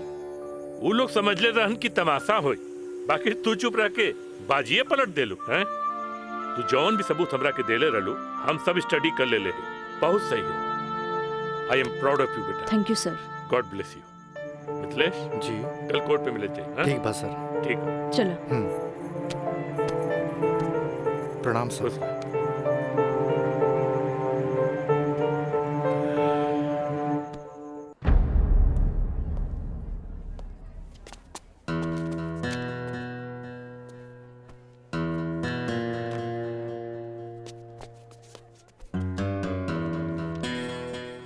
अदालत की कार्रवाई शुरू की जाए। जा बेटा। मिलॉर्ड, असल में ई केस एगो अय्याश अमीर आदमी के अय्याशी के केस है। साथ में पढ़े वाली छात्रा के अपन अय्याशी के जाल में फंसा के ओकर असमत से खेले के केस है। I object milord. हमार वकील साहिबा के शायद दिमाग खराब हो गई बा जी। हमार मुवक्किल पर बेबुनियाद घटिया इल्जाम लगा रहल बाड़ी। मिलॉर्ड, जेकरा ई घटिया और बेबुनियाद इल्जाम कहतारे ओकर बुनियाद हा। हम चाहे कि इनकर मुवक्किल राजा के कटघरे में बुलावल जाए। इजाजत है।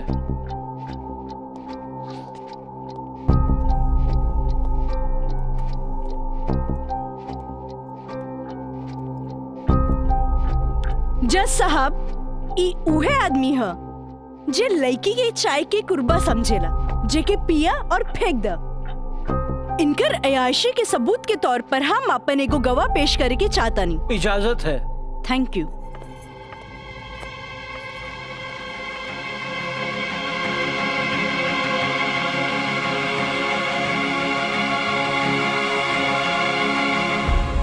जज साहब, इस शहर के जानल मानल तवाइफ कस्तूरी बाई है। हाँ तो कस्तूरी बाई, ई जे सामने कटघरा में खड़ा बड़न, का आप इनकरा के पहचाने ली? अरे इनकरा के कैसे न पहचाने? ई तो हमार पुराना ग्राहक राजा हवन। Good, thank you. अब जा सकेनी। हाँ तो जज साहब। I object milord. हमार वकील साहिबा हमार पर्सनल क्लाइंट के केस के रुख के बदलल चाहता रही। आखिर केस के ई बात से का वास्ता? वास्ता हाँ जज साहब, वास्ता हाँ। जॉन परिवार के रिस्पेक्ट के गुणगान हमार वकील साहब करत आ रहल बारन, वो परिवार के एक लौता बेटा के चरित्र से वास्ता कैसे ना रही? बताइए जज साहब। अब हम अपन अगला गवाह राजा के कॉलेज के प्रिंसिपल एनके गॉड के पेश करे के चाहता नहीं। इजाजत है। Thank you. प्रिंसिपल श्री एनके गौड़ हाजिर हो।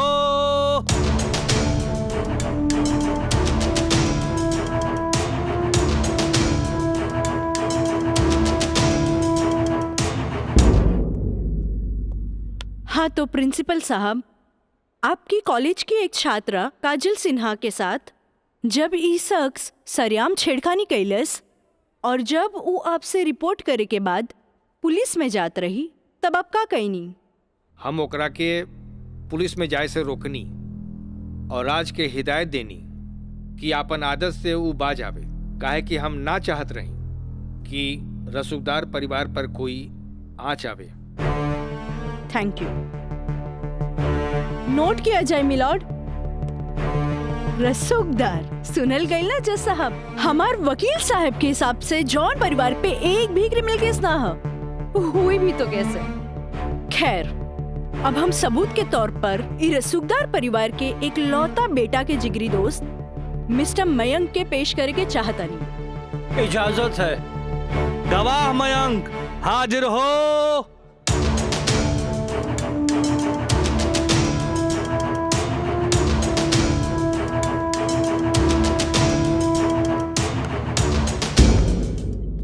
हाँ तो जज साहब। जज साहब, हमार वकील साहिबा खामोखा अदालत के वक्त के बर्बाद कर रहल बाड़ी और उस सवाल के जवाब देवल नहीं की चाहत जेमे बियाहता के पति और पति के पूरा परिवार बियाहता के रखे खातिर तैयार बा। तही बात में कौन जान के खतरा बा? बियाहता ई शख्स उहे आदमी बाड़न जेकर मदद से शादी जैसन पवित्र बंधन के आड़ में कानून के धोखा देवे के साजिश रचल गई, जेकर रचयिता बाड़े मिस्टर राजा और साथ देवे वाला बाड़े मिस्टर मयंक। हाँ तो मिस्टर मयंक, तू अपन जुबान से ही उस सो कॉल शादी के आंखों देखा हाल बतावा। वैसे मिलॉर्ड, सबूत के तौर पर हम अदालत में एगो वीडियो क्लिप पेश करे के चाहतन। Thank you sir. Objection milord, यहाँ कोनो टीवी शो नहीं खे।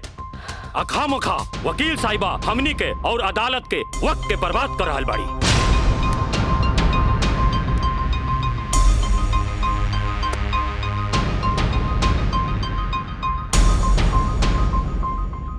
जज साहब, वीडियो क्लिप में साफ दिख रहल बा कि दुल्हा दुल्हन के दाएं बाएं ना बल्कि आमने सामने बैठाल गईल ह, जे हिंदू रीति रिवाज से बिल्कुल गलत बा और ऐसे नहीं से भइल काहे कि पंडित से शादी ना करावल गई, एक बहरूपिया से पंडित के रूप धरावल गई।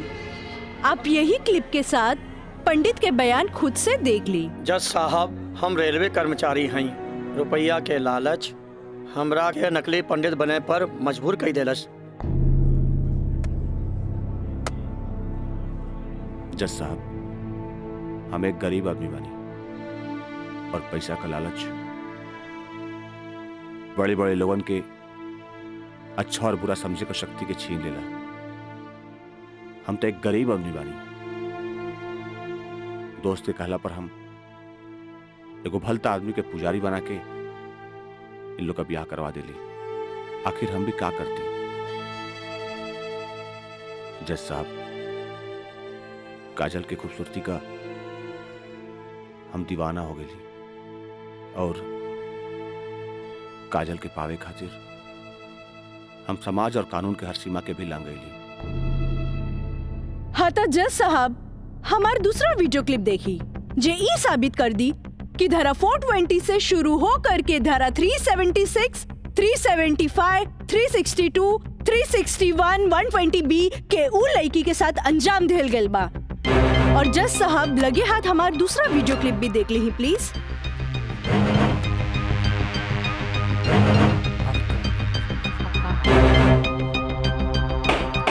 Order order.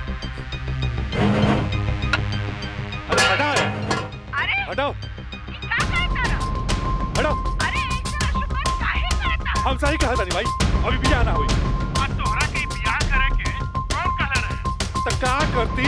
वैसे ना मानत रहे तो हम कानून से बचे के खातिर बियाह के नौटंकी कर देनी। जाके ओकरा बुला के घर लिया। अरे बाबूजी अगर ऐसा ला के खड़ा कहीं नू तो ऐसा कितना पतों से तारी घर बढ़ जाई बुझाई।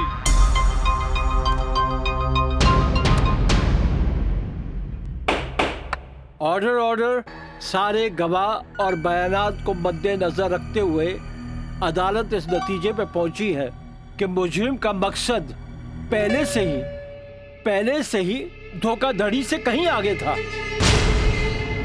क्योंकि उसका मकसद उस लड़की को धोखा ही नहीं देना था बल्कि उसके साथ शारीरिक संबंध स्थापित करना था। और यह भी साबित होता है कि मुलजिम ने बलात्कार को शादीशुदा जिंदगी को एक व्यवहारिक रूप देकर कानून को धोखा देने की कोशिश की है।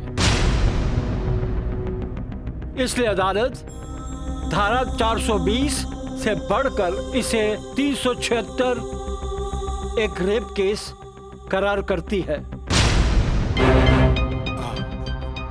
और साथ ही महंग को इस अवैध कार्य में साथ देने के लिए धारा 120B को अदालत मुकर्रर करती है।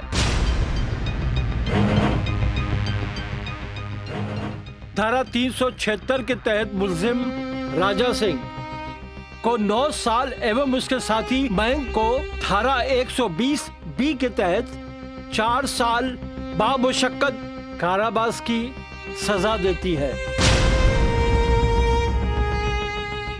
और पंडित देवी दत्त को नौकरी से बर्खास्तगी के साथ IPC 34 एवं 120B के तहत 2 साल की सश्रम कारावास देती है और अदालत जगदम्बिका पाल सिंह जैसे हर अमीर बाप को यह हिदायत देती है कि पुत्र के मुंह से उनके उल्टे सीधे कारनामों में बेटों का साथ न दे। और इन्हीं फैसलों के साथ अदालत आज बर्खास्त की जाती है। Thank you.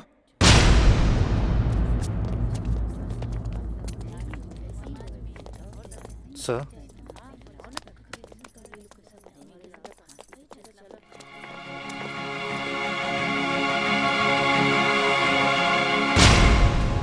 ए बेटा, हम तोरा बिना हम कैसे जियब रे?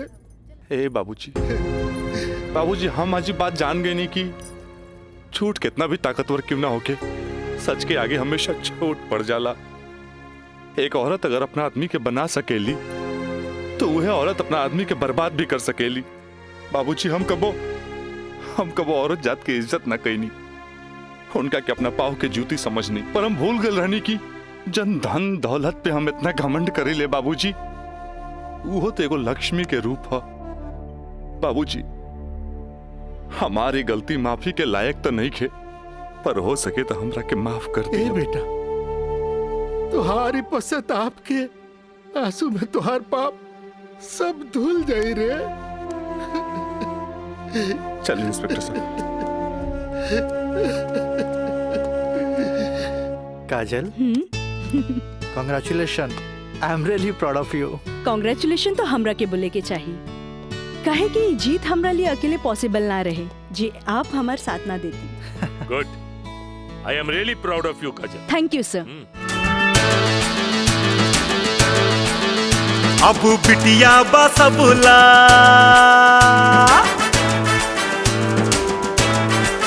हो, अब बिटिया बसबुला अबला ना बोझ रे। आइल में का जमाना सोच भइल सोझ रे। अब बिटिया बसबुला अबला ना बोझ, आइल में का जमाना सोच भइल सोझ रे।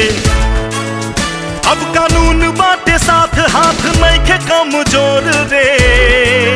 रहे सूतल समाज बेटी कई दिहली भोर रे। अब बिटिया बसबुला अबला ना बोझ रे।